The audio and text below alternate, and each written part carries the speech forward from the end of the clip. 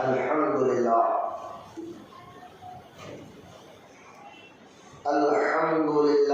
رب العالمین والصلاة والسلام علی سید المرسلین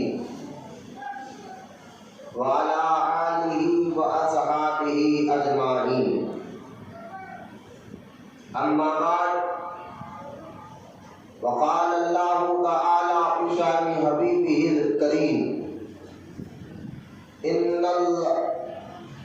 فأعوذ باللہ من الشیطان الرجیم، بسم اللہ الرحمن الرحیم،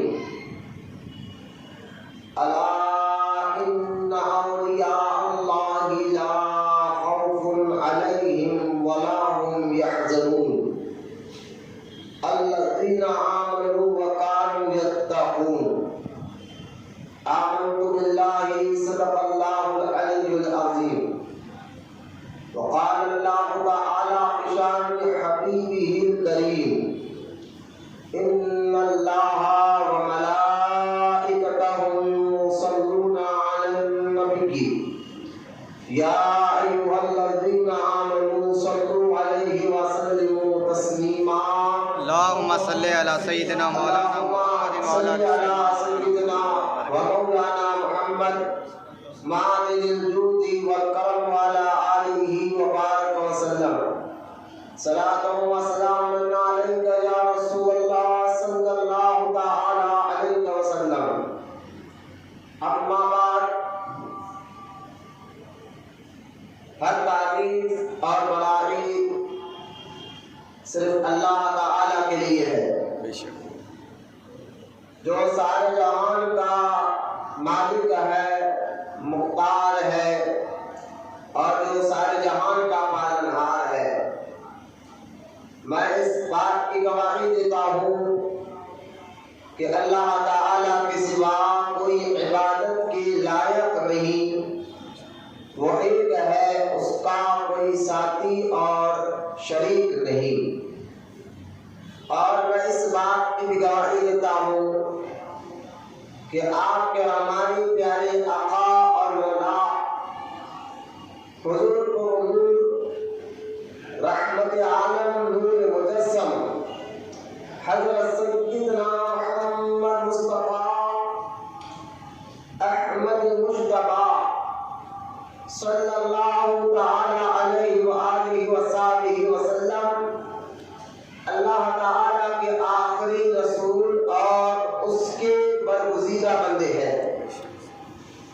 اللہ تعالی حضور اکرم نور مجسم رحمت عالم صلی اللہ علیہ وسلم پر اہل بیت، صحابہ کرام، تابعین اور تبع تابعین، اولیاء امت پر قیامت تک بکثرت رحمتیں اور برکتیں نازل فرماتا رہے۔ سبحان اللہ، آمین۔ سب مل کر محبت کے ساتھ ایک بار درود پاک پڑھیں گے، اللہم صلی علی سیدنا مولانا محمد معدن الجود والکرم وعلی آلہ وبارک وسلم، صلاۃ و سلام علیک یا رسول اللہ صلی اللہ تعالی علیہ وسلم۔ معزز سامعین، نوجوان ساتھیو، السلام علیکم ورحمۃ اللہ وبرکاتہ۔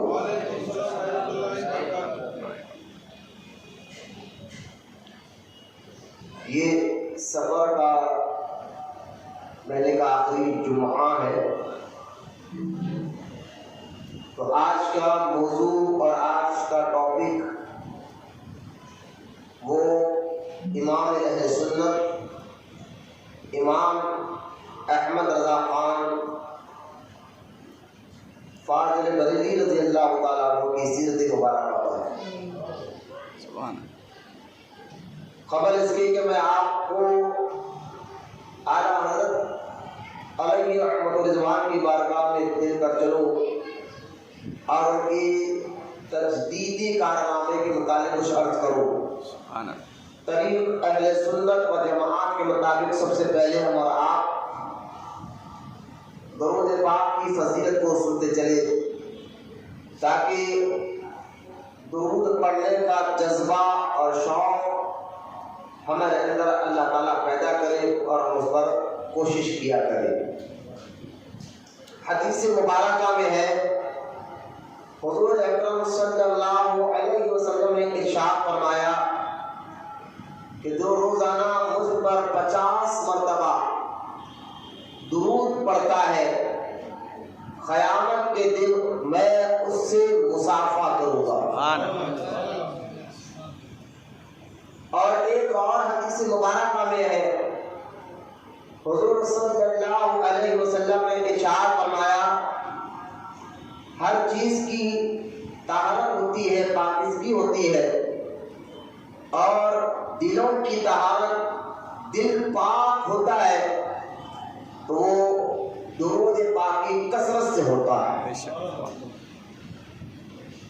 تو جہاں درود پڑھنے سے اللہ تعالیٰ مشکلوں مصیبتوں کو بھی دور فرماتا ہے، اور درود پڑھنے سے دل کو بھی پاک کرتا ہے، اور اس کا فائدہ انشاءاللہ تعالیٰ آپ کو قیامت کے دن ملے گا۔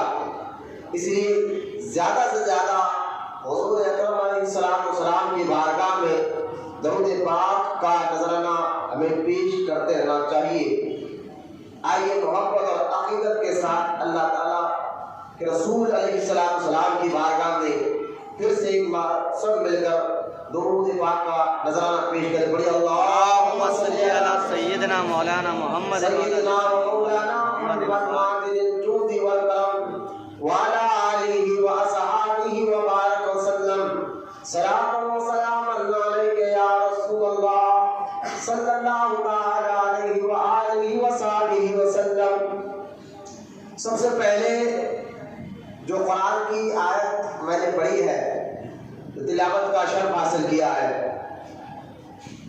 جو سورہ یونس 11واں پارہ اور رکوع نمبر بھی 11 ہے، وہ آیت میں نے آپ کے سامنے پڑھی ہے، جس میں اللہ تعالیٰ ارشاد فرما رہا ہے، الا ان اولیاء اللہ لا خوف علیہم ولا هم يحزنون۔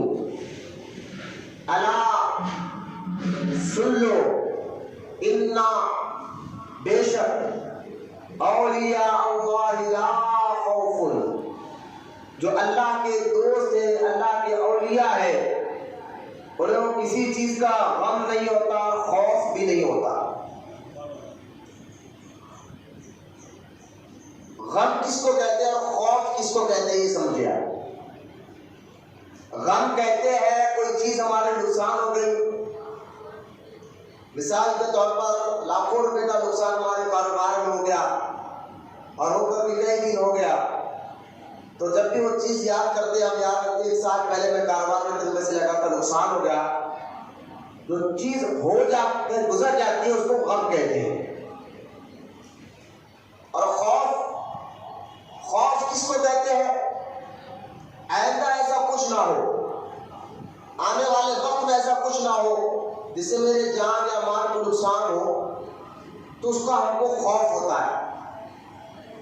غم وہ جو ہو کر گزر چکا، خوف وہ جو آنے والے وقت میں ہمیں ہونے کا اندیشہ ہوتا ہے۔ اللہ تعالیٰ قرآن پاک میں سورہ یونس میں فرما رہا ہے کہ میرے جو اولیاء ہیں جس سے میں محبت کرتا ہوں، انہیں نہ غم ہوتا ہے نہ خوف ہوتا ہے، نہ کسی چیز کا وہ غم ہوتا ہے اور نہ خوف ہوتا ہے۔ ہم نے کہا یا اللہ، یہ تیرے اولیاء ہے جسے تو محبت کرتا ہے، نہ ان کو خوف ہوتا ہے نہ غم ہوتا ہے، ان کی پہچان کیا ہے؟ تو اللہ تعالیٰ ارشاد فرماتا ہے الذین آمنوا، وہ ایمان والے ہوں گے، الذین آمنوا ویتقون، اور تقوی اور پرہیزگاری والے ہوں گے۔ یہاں سے لوگ گاڑی پہ جا کے بیٹھ کے بات کیا سیکھ رہے ہیں، گاڑی پہ جا کے وہ بیٹھ کے سامنے بول رہے کیا درود پاک پڑھے، اللہم صلی علی سیدنا مولانا محمد سب مل کر پڑھو یار، محبت سے پڑھیے حضور کی بارگاہ میں۔ مولانا محمد وعلى آل محمد ماطر الجود والكرم وعلى آله وبارك وسلم صلاة والسلام عليك يا رسول الله صلی اللہ تعالی علیہ وسلم. ادب ضروری ہے بزرگان دین کا. ادب نہیں رہا تو پھر کچھ بھی نہیں ملتا. تو اللہ تعالیٰ جو ہے قرآن میں آسان لفظوں میں کچھ بات سمجھانا چاہتا ہوں، اس پر ذرا غور کریں. الذین آمنوا، اللہ اولیاء کرام کے بارے میں کہا ان کو خوف ہوتا ہے نہ خوف ہوتا ہے. اچھا دیکھیں اس آیت میں اور ایک بات غور کرنے کی ہے، وہ یہ کہ جب اللہ تعالیٰ اپنے محبوب بندوں یعنی اولیاء اللہ کے بارے میں کہہ رہا ہے کہ نہ ان کو خوف ہوتا ہے نہ غم ہوتا ہے، اس سے پہلے اللہ تعالیٰ نے قرآن میں تاکید کی کا الا انا، یہ دو لفظ ہے، تاکید کے لفظ ہے، خبردار ہو جاؤ. جیسا کہ آپ کسی اپنے دوست کو کوئی خاص بات بتانا چاہتے ہیں تو کہتے ہیں یار کان کھول کر سن لے. سن تو ہو رہا ہے لیکن کچھ خاص بات بتا رہا ہوں، ضروری بات کہہ رہا ہوں. کچھ ضروری بات کرنا ہو تو ہم اپنے دوست کو کہتے ہیں ذرا غور سے سن، خاص کان کھول کر سن. اسی طرح جب اللہ تعالیٰ اپنے بندوں کو کچھ ضروری بات بتانا چاہتا ہے اور کچھ خاص بات بتانا چاہتا ہے تو اپنی بات بتانے سے پہلے اللہ تعالیٰ بندوں کو الا انا ہے خبردار ہو جاؤ کہتا ہے. سبحان اللہ. محمد سبحان اللہ. یہ الا کا جو لفظ ہے الا انا، یہ دونوں لفظ عربی میں، کیونکہ قرآن عربی میں اترا ہے. ہم اردو میں اگر کسی کو خاص بات بولنا چاہتے ہیں تو ہم بولتے ہیں ہمارے لہجے میں یار تجھ کو خاص بات بولنا ہے کان کھول کر سن لے. اس کا مطلب یہ تو نہیں کہ وہ کہہ رہا ہے، مطلب یہ ہوتا ہے کہ بہت خاص بات ہے، توجہ سے سننا. تو قرآن بھی عربی میں اترا ہے تو عرب کا یہ قاعدہ تھا عربیوں کا، جو کبھی کوئی خاص بات بولتے تو وہ الا کہتے یا انا کہتے، یعنی خاص بات بتا رہا ہوں غور سے سنو. تو کیونکہ قرآن عربی میں اترا ہے، عربی زبان میں اترا ہے، تو اللہ تعالیٰ نے بھی جب اپنے محبوب بندوں اولیاء اللہ کے بارے میں بندوں کو بتانا چاہا تو بتانے سے پہلے الا انا کہا. تو پتا کیا چلا، اللہ کچھ بات ایسی بتانا چاہ رہا ہے جو ہمیں غور سے سننا چاہیے، توجہ سے سننا چاہیے. ایک بات. اور دوسری بات یہ ہے الا اور انا یہ دو لفظ ہے، یہ دونوں لفظ بھی تاکید کے لیے ہے، خبردار کے لیے ہے. آپ قرآن میں دیکھیں اللہ تعالیٰ نے الا کہا تو انا نہیں کہا، اگر انا کہا تو الا نہیں کہا. لیکن دونوں لفظ کے معنی یہی کہ کہتے الا خبردار ہو جاؤ، انا خبردار ہو جاؤ. تو پورے قرآن میں اللہ تعالیٰ نے نماز کے بارے میں کہا تو یہ نہیں کہا کہ الا انا خبردار ہو جاؤ نماز تم پر فرض کر دی گئی، نہیں. الا کہا تو انا نہیں کہا، انا کہا تو الا نہیں کہا. لیکن جب اللہ تعالیٰ اپنے محبوب بندوں کا اور اس کے محبوب بندوں کا ذکر کرنا چاہا، لوگوں کو بتانا چاہا کہ اولیاء اللہ کون ہوتے ہیں، ان کا مقام اور مرتبہ کیا ہوتا ہے، تو اللہ تعالیٰ صرف الا نہیں کہتا بلکہ ڈبل تاکید کرتا ہے، کہتا الا ان اولیاء اللہ. اس سے بندے کو سمجھنا چاہیے کہ رب کا کلام ہے اور جس بات کو اللہ نے بتانا چاہتا ہے اس کی پھر ڈبل طور پر تاکید کر کے بتا رہا ہے الا ان اولیاء اللہ. تو کام کھول کر سنو، خبردار ہو کر سنو. جو اللہ کے دوست ہے نہ ان کو کسی چیز کا غم ہوتا ہے نہ خوف ہوتا ہے. تو جہاں قرآن میں اللہ تعالیٰ نماز، روزہ، حج، زکات کا ذکر کرتا ہے، عبادات کا ذکر کرتا ہے، وہیں پر اللہ تعالیٰ اپنے نیک اور محبوب بندوں کا بھی ذکر کرتا ہے. اگر کوئی وہابی آ کر کہے کہ نماز پڑھو، قرآن پڑھو، میں نے کہا بھائی نماز بھی پڑھتے قرآن بھی پڑھتے صحیح ہے، پھر تم کو کہیں گے اولیاء اللہ کا ذکر کیوں؟ کہا یہ بھی قرآن میں آیا ہے، اللہ کے نیک بندوں کا ذکر بھی قرآن میں آیا ہے. تو اللہ تعالیٰ ڈبل تاکید کر کیوں؟ کیونکہ اللہ تعالیٰ یہ ڈبل تاکید کیوں کی اللہ تعالیٰ نے؟ خالی اللہ کہہ دیتا بات سمجھ میں آ جاتی، انا کہہ دیتا، لیکن ڈبل طور پر تاکید کیوں کی؟ کیونکہ اللہ تعالیٰ ہر چیز کا علم رکھنے والا ہے، پہلے سے لے کر آخر تک کیا ہونے والا ہے اللہ ہر چیز کا جاننے والا ہے. هو اللہ الذی عالم الغیب والشہادہ کا اللہ اور ہر چیز کا جاننے والا ہوں. ہم کو پیدا کرنے سے پہلے ہمارے بارے میں اللہ جانتا ہے.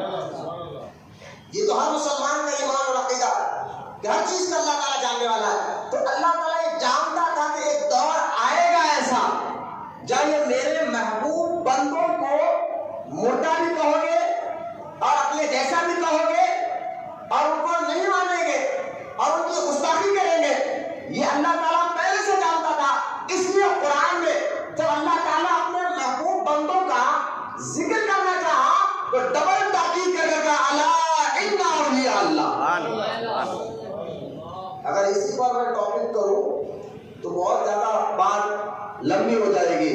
لیکن آسان مثال دے کر میں اس کو اور تھوڑا آپ کے دماغوں میں یہ بات اچھی طرح فٹ ہو جائے, بیٹھ جائے کہ اللہ کے نیک بندے بھی اللہ کے محبوب ہوتے ہیں اور ان کا مقام و مرتبہ کیا ہے. اور یہ آیت میں جو اللہ تعالیٰ نے ڈبل طور پر تاکید کر کر جو الا اور ان کہا ہے اس کو اور آسان کر کر سمجھا دوں. بس یہ بات ہم آگے بڑھتے ہیں. دیکھیے ایک ہوتا ہے لائٹ کا کھمبا. اس کھمبے کو آپ ہاتھ لگا سکتے ہیں, چپک سکتے ہیں, لیکن اگر اسی لائٹ کے کھمبے پر جنکشن ہو لائٹ کا تو عام کھمبوں کی طرح اس کو ہاتھ نہیں لگا سکتے,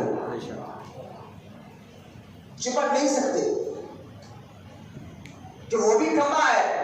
تو کہا ہاں بھائی کھمبا ہے لیکن اس کھمبے پر جنکشن لگا ہوا ہے اور وہ جنکشن کے پاس ایک تختی لگائی دی جاتی ہے, ڈینجر, خطرناک, اور ایک ہڈی کا ڈھانچہ اتار دیا جاتا ہے.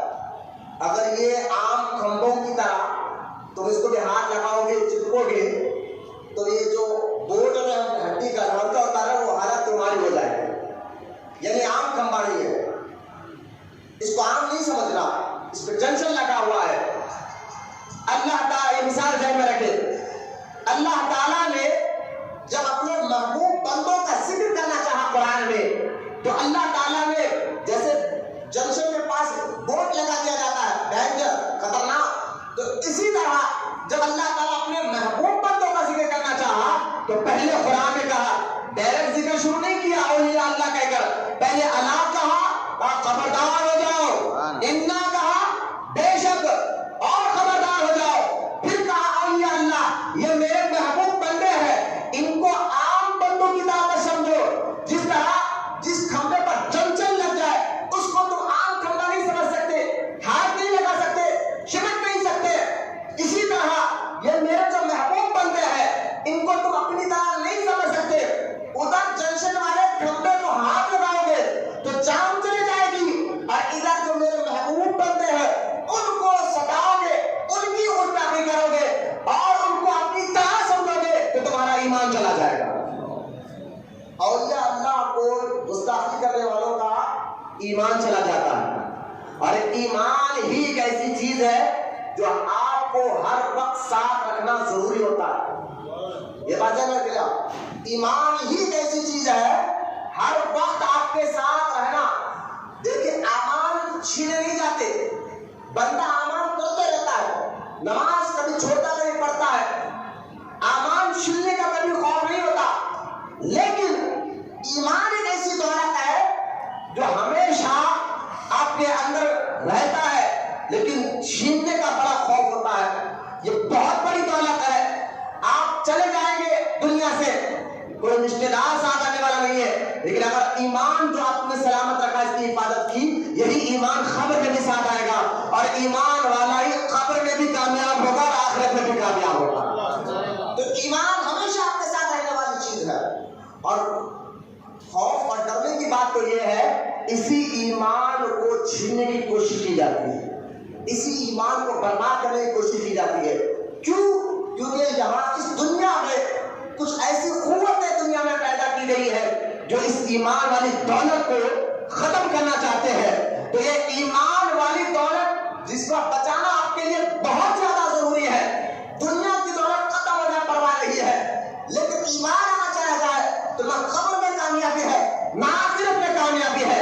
تو ایمان جیسی دولت بچانے کے لیے اللہ تعالیٰ نے اپنے محبوب کے صدقے میں اپنے اولیاء کرام یعنی اللہ کے والوں کو پیدا فرمایا. ان کی صحبت میں رہنے سے ایمان بچتا ہے. کی ثبوت قرآن پاک میں ہے، تو ان کو اپنی طرح سمجھنا اور ان کے گستاخی کرنے سے بھی ایمان چلا جاتا ہے، جو اصغر وہابی کہتے ہیں، بدعقیدہ کہتے ہیں، یہ قبر والے کیا کرتے ہیں۔ خیر میں آپ کو انشاءاللہ آگے بتاؤں گا۔ تو اللہ تعالیٰ نے الا الا کیوں کہا، اس کی تاکید میں نے بتا دیا، اور لا خوف علیہم یعنی ان کو نہ خوف ہے نہ غم ہے، اس کے بارے میں میں نے آپ کو بتا دیا۔ اب دیکھیں اللہ تعالیٰ آگے ارشاد فرما رہا ہے، ہم نے کہا یا اللہ تیرے خاص بندے ہیں، تو نے تیری تاکید کر کر بتایا کہ نہ ان کو خوف ہوتا ہے نہ غم ہوتا ہے، جب تیرے اتنے خاص بندے ہیں اور ان کے اندر یہ کوالٹی ہے، ان کا مقام مرتبہ اتنا اونچا ہے، تو ہم نے اللہ تعالیٰ سے یہ عرض کیا مولا ذرا ان کی پہچان تو بھی بتا دے۔ ان کی پہچان کیسے ہوگی؟ کیونکہ دھوکہ دینے والے بہت دھوکہ دیتے ہیں۔ اگر کوئی چور پولیس کا لباس پہن کر آ جائے تو ہم لوگ دھوکہ کھا سکتے ہیں، تو اسی طرح کچھ پیر بابا لوگ جو ہے دھوکہ دینے کے لیے ہرا پیلا شملہ پہن کر بھی آپ کے سامنے آ سکتے ہیں۔ تو یہ ہرا پیلا شملہ آنے کے بزرگوں کی طریقہ ہے۔ میں شملے کے ہرا پیلا بعض لوگ کہتے ہیں ہرا پیلا شملہ کیوں ہے، میں نے کہا بزرگوں کا طریقہ ہے اور فرشتوں کا بھی طریقہ ہے۔ مدارج نبوہ میں ہے جنگ بدر کے دن اللہ تعالیٰ نے جب فرشتوں کو بھیجا تھا حضور علیہ السلام اور صحابہ کی مدد کے لیے، 5000 فرشتے جنگ بدر کے میدان میں آئے تھے، تو صحابہ کہتے ہیں ہم نے ان کے سروں پر کئی صحابہ کو دکھا اور حضور نے ارشاد فرمایا کئی فرشتوں کے سر پر ہرے کلر کا بھی شملہ تھا اور پیلے کلر کا بھی شملہ تھا۔ سبحان اللہ۔ یہ ہرا پیلا شملہ اچھے لوگوں کی پہچان ضرور ہے، لیکن آج کے اس دور فتن میں کچھ اپنے آپ کو یعنی اپنے تعویذ کو بیچنے والے پیر اور اپنے مریدوں کی دولت کو پر نظر رکھنے والے پیر، آپ ان کے ہرے پیلے شملے پر نہ جائے۔ ولی کی پہچان یہ نہیں ہے، پھر ہے کیا پہچان؟ تو اللہ تعالیٰ نے اور آسان کر کر اپنے محبوب بندوں کی پہچان بتا دی، پہلے مقام بتایا کہ ان کا مقام مرتبہ کیا ہے، پھر ان کی پہچان بتاتے ہوئے اللہ تعالیٰ نے آگے ارشاد فرمایا الذین آمنوا وکانوا یتقون۔ اللہ نے ارشاد فرماتا ہے وہ ایمان والے اور تقوی والے ہوں، یہ دو چیزیں دیکھیں اللہ والوں کے پاس پہلی چیز کیا ہوگی؟ ایمان ہو۔ کیا ہوگا؟ پتا کیا چلا کوئی بدعقیدہ کوئی وہابی کے اندر ولی کیوں نہیں ہے؟ کیونکہ ان کے اندر ایمان ہی نہیں ہے۔ میں بتاؤں گا آگے جا کر ان کے اندر ایمان ہی نہیں ہے۔ تو ایمان شرط ہے، ایمان اور تقوی۔ تقوی کیا ہے؟ پرہیزگاری کیا ہے؟ اگر کوئی ایمان والا ہے، ایمان تو اس کے پاس ہے لیکن نماز نہیں پڑھتا، داڑھی نہیں رکھتا، گانجے کی سگریٹ پیتا ہو، بڑے بڑے بال یہاں تک کر لیا ہو اور ہاتھ میں 10 انگوٹھی پہنتا ہو، نہ اس کو تقوی معلوم ہے نہ شریعت معلوم ہے، خالی فضول کی باتیں کرتا ہو، تو ایسے لوگوں کو بھی آپ کو دھوکے میں جیسا وہابیوں سے آپ کو بچنا ہے، ایسے لوگوں سے بھی آپ کو اپنے ایمان اور عقیدے کو بچانا ہوگا۔ تو لہٰذا یہ پہچان نہیں ہے ولی کی کہ لمبے بال کر لینا، ہاتھ میں 10 انگوٹھی پہن لینا، گانجوں کی سگریٹ پینا، یہ ولی کی پہچان نہیں ہے۔ یاد رکھے سارے ولیوں کے ولی، سارے ولیوں کے امام پیر پیرا میر میرا سیدنا شیخ عبد القادر جیلانی غوث اعظم دستگیر رضی اللہ تعالیٰ عنہ فرماتے ہیں اگر تمہاری آنکھوں کے سامنے کوئی ہوا میں اڑنے لگے اور کوئی سمندر پر بغیر کشتی کے چلنے لگے، اس کو اس وقت تک ولی مت سمجھو جب تک یہ نہ دیکھ لو کہ وہ قرآن حدیث کا پابند ہے یا نہیں۔ اگر اس کو تقوی والا ہے، پرہیزگاری والا ہے، چہرے پہ داڑھی رکھتا ہو، نماز بھی پڑھتا ہو، جھوٹ نہ بولتا ہو، دھوکہ نہ دیتا ہو، غیبت نہ کرتا ہو، ہر برے کام سے دور ہوتا ہو، تقوی تو اسی کو کہتے ہیں۔ تو غوث پاک فرماتے ہیں اگر وہ تقوی پرہیزگاری والا ہے، شریعت کا پابند ہے، تو پھر وہ ہوا میں اڑنے والا اللہ کا ولی ہے اور اس کی وہ کرامت ہے، اس کو ولی سمجھو۔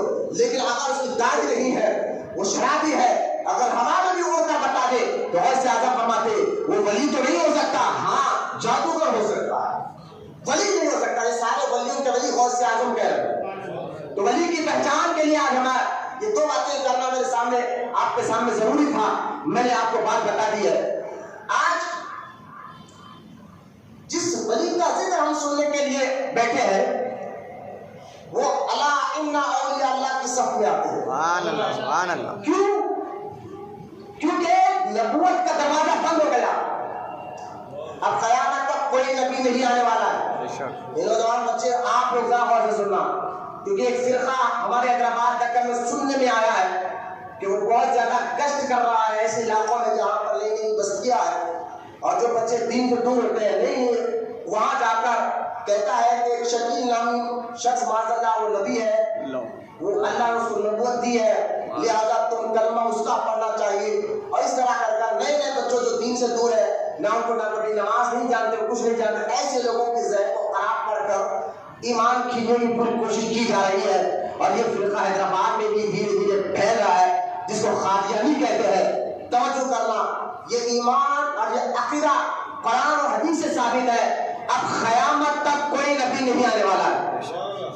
ہمارے نبی کو اللہ تعالیٰ نے نبوت کا دروازہ بند کر دیا ہے، لیکن اللہ کے نیک بندے اور نبی کے سچے غلام آتے رہے، یہ ہر دور میں ہے آتے رہیں گے، جس کو ہم اولیاء اللہ کہتے ہیں، جو قرآن میں ذکر کر رہا ہے جس کو ہم اللہ کے ولی کہتے ہیں، ولی ہر دور میں آتا ہے، اور اس کی پہچان تو میں نے آپ کو بتا دیا۔ اس دور میں جب دھوکے میں نہیں آنا، جو شریعت کا پابند نہ ہو وہ ولی نہیں ہو سکتا، جو نماز کا پابند نہ ہو وہ ولی نہیں ہو سکتا، جو داڑھی کٹا ہو وہ ولی نہیں ہو سکتا۔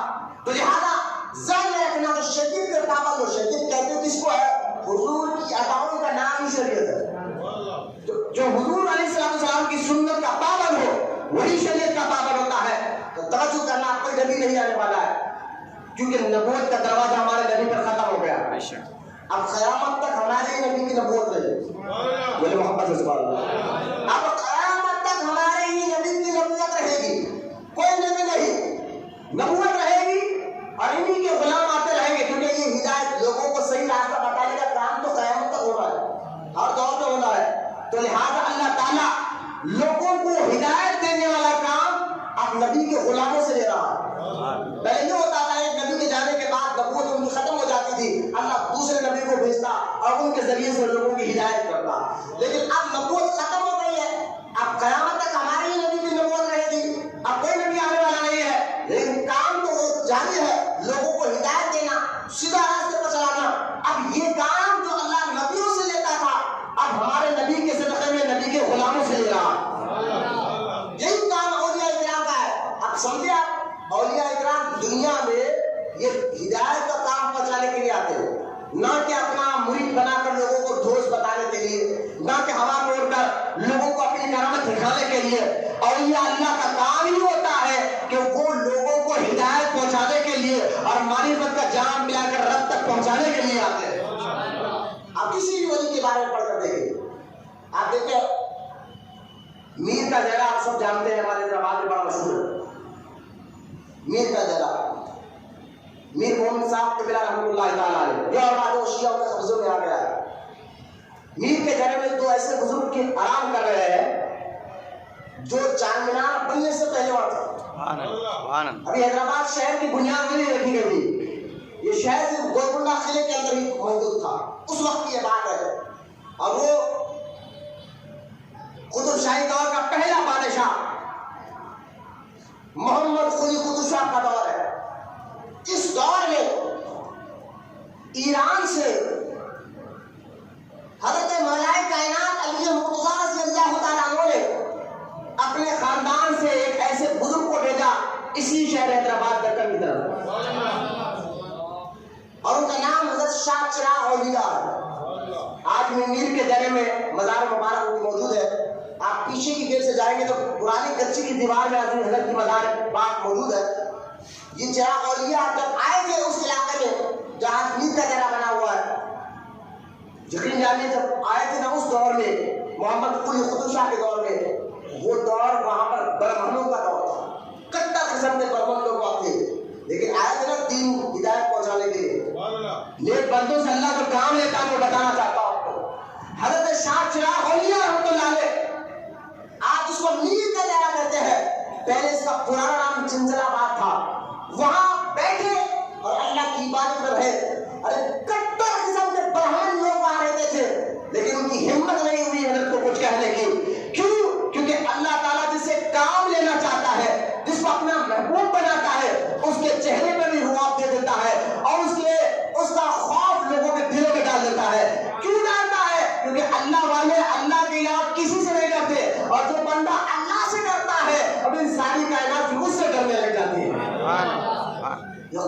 سے ہمارے اندر سے ختم ہوا خدا کا خوف، اللہ دیکھ رہا، یہ ڈر ختم ہوا. آج ہم چوہے سے بھی ڈرتے اور چونٹے سے بھی ڈرتے. یہ خوف اللہ دیکھ رہا ہے. یہ اپنے اندر یہ خیال پیدا ہو جائے گا نا، پھر آپ کے ہاتھ اور پیر زبان سے کسی مسلمان کو تکلیف آپ نہیں پہنچاؤ گے، کیونکہ اللہ دیکھ رہا ہے. اللہ کی بارگاہ میں جواب آپ کو دینا ہوتا ہے. تو اولیاء کرام اس بات پر مکمل اترے رہتے ہیں. حضرت شاہ چراغ اولیاء رحمۃ اللہ علیہ جیسے بزرگ بھی آئے تھے، برہموں نے قریب آ کر آپ کے منتقل ہوئے اور اسلام کو قبول کیا. یہ ڈیوٹی ہوتی ہے اللہ والوں کی. اللہ تعالیٰ ہدایت کا کام ان کے ذریعے سے لیتا ہے، کیونکہ اللہ اب نبی کوئی آنے والا نہیں. قیامت تک اللہ کے ولی آتے رہیں گے، قیامت کا کام اسے اللہ تعالیٰ لیتا رہے گا. اب دیکھیے آج جس شخصیت کا ذکر ہم سننے بیٹھے ہیں، ان کا نام لوگ ان کو مجدد کہتے ہیں. مجدد اور امام اہل سنت کہتے ہیں، امام و عشق و محبت بھی کہتے ہیں، اور نام ان کا احمد رضا خان ہے.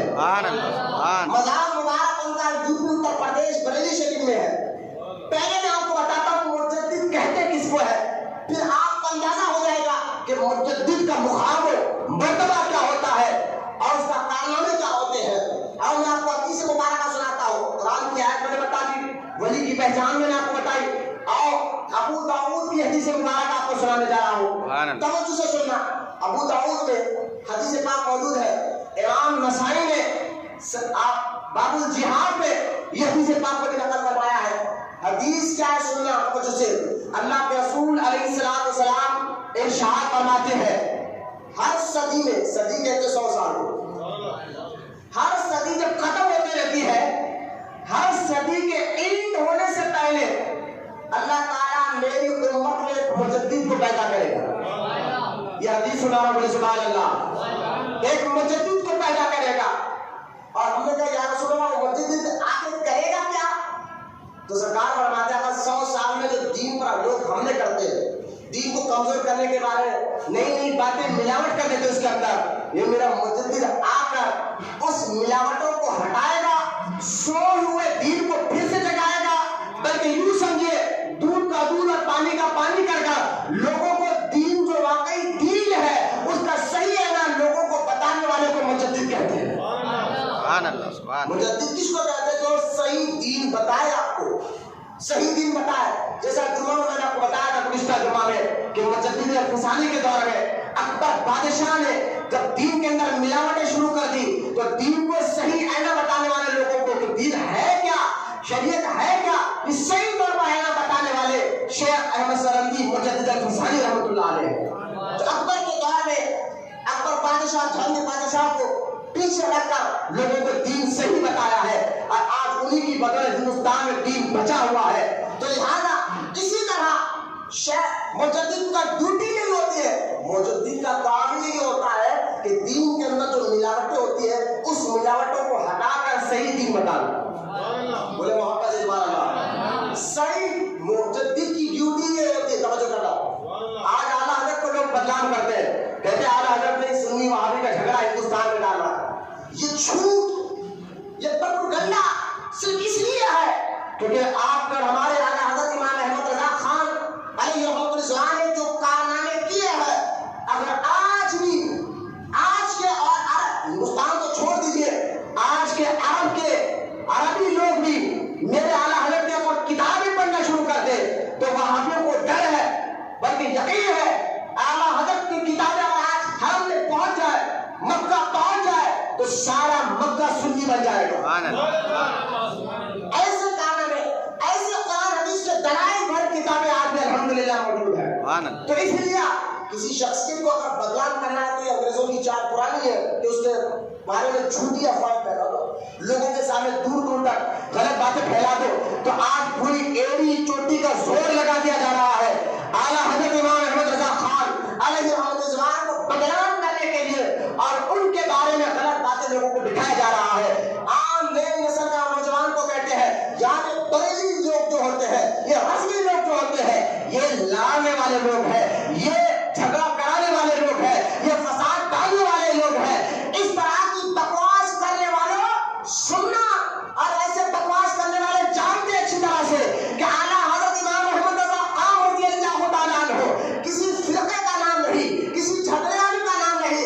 ارے اعلیٰ حضرت تو وہ اعلیٰ حضرت ہے جو مجدد ہے، اور مجدد ہونے کے ناطے آپ نے لوگوں کو دین کا صحیح آئینہ بتایا ہے.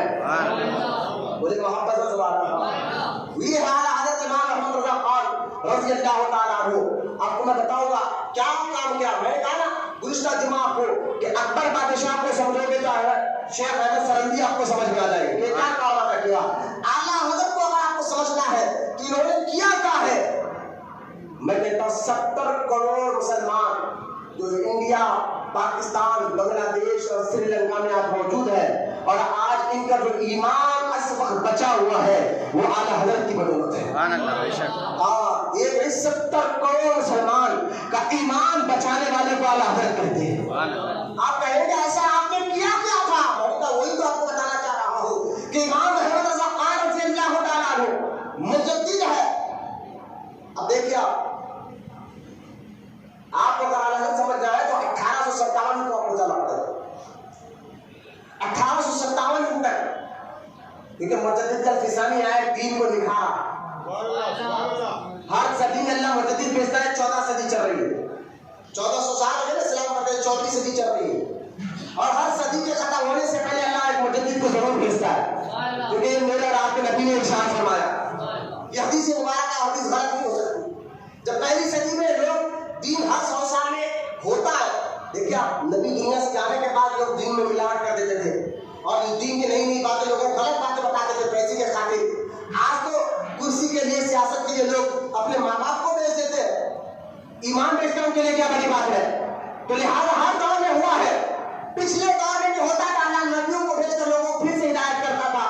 اب قیامت تک کوئی نبی آنے والا نہیں ہے، لیکن سنو اعلیٰ حضرت امام احمد رضا نے جو کام کیا ہے، یہ 14ویں صدی کے مجدد ہے. ہر صدی میں اللہ ہر مجدد کو بھیجتا رہا. اب جب اسلام پھیل کر 100 سال ہوئے ملاوٹیں شروع ہوئی، کیونکہ اسلام قیامت تک رہنا ہے. بولے سبحان اللہ. قیامت تک رہنا ہے، کوئی نیا اسلام آنے والا نہیں ہے. تو جب بھی ملاوٹ ہوتی ہے تو اس کو جہاں جہاں ملاوٹ کرنے والے پیدا ہوتے رہیں گے وہاں وہاں بچانے والوں کو اللہ پیدا کرتے ہیں. سبحان اللہ. بے شک. حضرت شاہ حضرت عمر بن عبدالعزیز پہلے مجدد گزرے. اس کے بعد مجدد ہر 100 سال کے انڈ میں آتے ہیں. انہوں کا کام یہی ہوتا ہے کہ دین کو بچانا، اللہ کی دی ہوئی طاقت سے لوگوں کو صحیح دین بتانا. ان کی ڈیوٹی ہو جاتی ہے. کیوں؟ کیونکہ اس دنیا میں کچھ طاقتی قوتیں پیسے کے بلبوتے پر اور کچھ شیطانی قوتیں گندے کام کے بلبوتے پر یہ اسلام کو مٹانا چاہتا ہے. شیطان چاہتے ہی ہے کہ لوگ سیدھے راستے سے بھٹکے. تو یہ طاقت بھی رکھتا ہے شیطان جو ایسے لوگوں کو خراب کرتا ہے اور بناتا ہے کہ اس کے ذریعے سے وہ اسلام کو نقصان پہنچانا چاہتا ہے، مٹانا چاہتا ہے. لیکن یہ قیامت تک اسلام رہنے والا ہے. اس کی حفاظت کی ذمہ داری خود اللہ تعالیٰ نے اپنے فضل و کرم سے اپنے ذمہ کرم پر لی ہے. اب اس کو کوئی مٹا نہیں سکتا. جس دور میں ہر دور میں جب یہ گندی قوتیں، گندی طاقتیں پیدا ہوتے رہیں گی، اسلام کو نقصان پہنچانے کی پوری کوشش کی جائے گی، اسلام کو ختم کرنے کی پوری کوشش کی جائے گی. جہاں ہر دور میں ایسے لوگ پیدا ہوتے رہیں گے جو اسلام مٹانا چاہتے ہیں، اسلام کو نقصان پہنچانا چاہتے ہیں، اسی ہر دور میں اللہ تعالیٰ اپنے محبوب بندوں کو پیدا کرتے رہے گا جن کے ذریعے سے اللہ تعالیٰ اسلام کو بچاتے رہے گا. بولے محبت سے سبحان اللہ. آپ دیکھیے ہر دور میں نور الدین زنگی کا دور ہی دیکھ لیجیے آپ. عمر بن عبدالعزیز کے بعد نور الدین زنگی جو بہت بڑا بادشاہ گزرا ہے، بڑا نیک. اس کے دور میں حضور صلی اللہ علیہ وسلم خواب میں آئے اور آپ کا فرمایا تھا نور الدین ہمارے شہر مدینہ آ اور ہمیں 2 کتوں سے بچا. نور الدین زنگی فلسطین کے قریب تھے. خواب میں حضور کو دیکھا، مچل گئے. خواب سے اٹھ گیا تو اسی وقت وزیر کو لے کر سیدھا مدینہ منورہ پہنچا. صبح ہونے کا بھی انتظار نہیں کیا، فجر سے پہلے خواب دیکھا، اسی حالت میں مدینہ منورہ پہنچے. اور جب مدینہ میں معلوم ہوا کہ نور الدین زنگی بادشاہ آیا ہے، لوگ ملاقات کے لیے آئے، تو نور الدین زنگی نے کہا کہ میں جتنے مدینے کے لوگ ہیں سب کو تحفہ دینا چاہتا ہوں. کل صبح آپ سب لوگ جتنے مدینہ منورہ میں جتنے لوگ ہیں سب میرے پاس حاضر ہو جائیے. تو سب لوگ خوشی خوشی گھر چلے گئے. صبح ہوئی، بادشاہ کو حضور نے خواب میں دو آدمی کی شکل بتا دی تھی اور بتا کر کہا کہ دو کتوں سے بچانا. اب نور الدین زنگی پورے مدینہ منورہ کے لوگوں کو بلا کر تحفے دے رہا ہے اور ہر ایک کو غور سے دیکھ رہا ہے. سارے لوگ ختم ہو گئے لیکن وہ دو آدمی نظر نہیں آئے نور الدین زنگی کو. تو سارے لوگوں سے بادشاہ نے پوچھا اور کوئی مدینے میں بچا ہے؟ کہا حضور سب آ گئے لیکن کوئی تو بچا ہوگا. کہا حضور دو آدمی ہے بڑے نیک ہے, جب سے مدینے میں آ کر رہ رہے ہیں ہم نے ان کو خالی عبادت میں دیکھا ہے, وہ 24 گھنٹے عبادت میں رہتے ہیں, لوگوں کو تکلیف نہیں دیتے اور خیر خیرات کرتے رہتے ہیں, بہت نیک آدمی ہے. نور الدین زنگی نے کہا بلاؤ ان کو بھی دیکھنا چاہتا ہوں. جو اتنے بڑے نیک آدمی ہو, جب سے مدینے میں آئے ہیں 24 گھنٹے عبادت میں رہتے ہیں, لوگوں کو خیر خیرات کرتے رہتے ہیں, میں ان سے ملنا چاہتا ہوں. وہ دو آدمی کو بلایا گیا. نور الدین زنگی نے دونوں کو دیکھا تو سمجھ گئے یہ تو وہی لوگ ہیں جن کو سرکار نے بتا کر کہا تھا نور الدین یہ تو کتوں سے میری حفاظت کرنا, ان دو کتوں سے بچانا.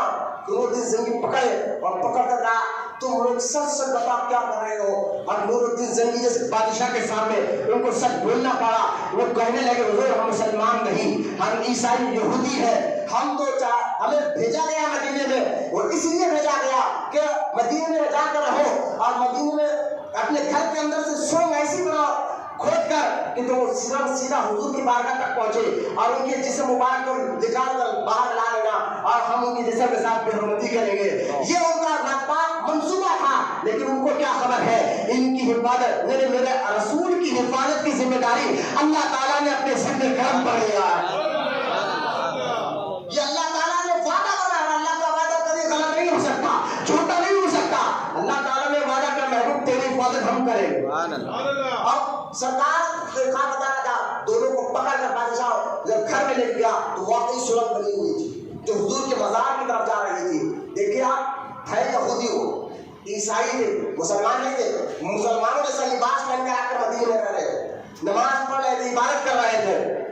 یہ یہودی عیسائیوں کا پرانا طریقہ رہا ہے اور 14ویں صدی میں یہی طریقہ انہوں نے اپنا کر لوگوں نے لڑایا. میں آپ کو بتاؤں گا آپ کو. تو لہٰذا اب یہ غور کرنے کی بات ہے کہ یہ دونوں لوگ عیسائی ہیں, یہودی ہے. حضور دنیا سے جا کر 400 یا 500 سال ہو چکا تھا, اس کے بعد کا یہ واقعہ ہے. وہ یہودی عیسائی ہے, ان کا بھی عقیدہ دیکھو کہ خبر کے ان کا نبی کا جسم سلامت ہے کوئی معلوم تھا. توجہ کرنا, تبھی تو کھود رہے تھے نا جسم مبارک کو نکالے. اور آج وہابی کہتا ہے نبی تو معاذ اللہ مر گئے, مٹی میں مل گئے. میں نے کہا کتنے بے غیرت ہو گئے تم لوگ. ارے جو یہودی عیسائی ان کا ماننا ہے کہ نبی خبر میں سلامت رہتے ہیں, اس لیے تو کھود کر جسم نکالنا چاہتے تھے. اور تمہارا عقیدہ ان سے بھی کیا گزرا ہوگا وہابیوں, لعنت و عذاب مرتبہ تمہارے اوپر جو تم نبی کو مردہ کہتے ہو.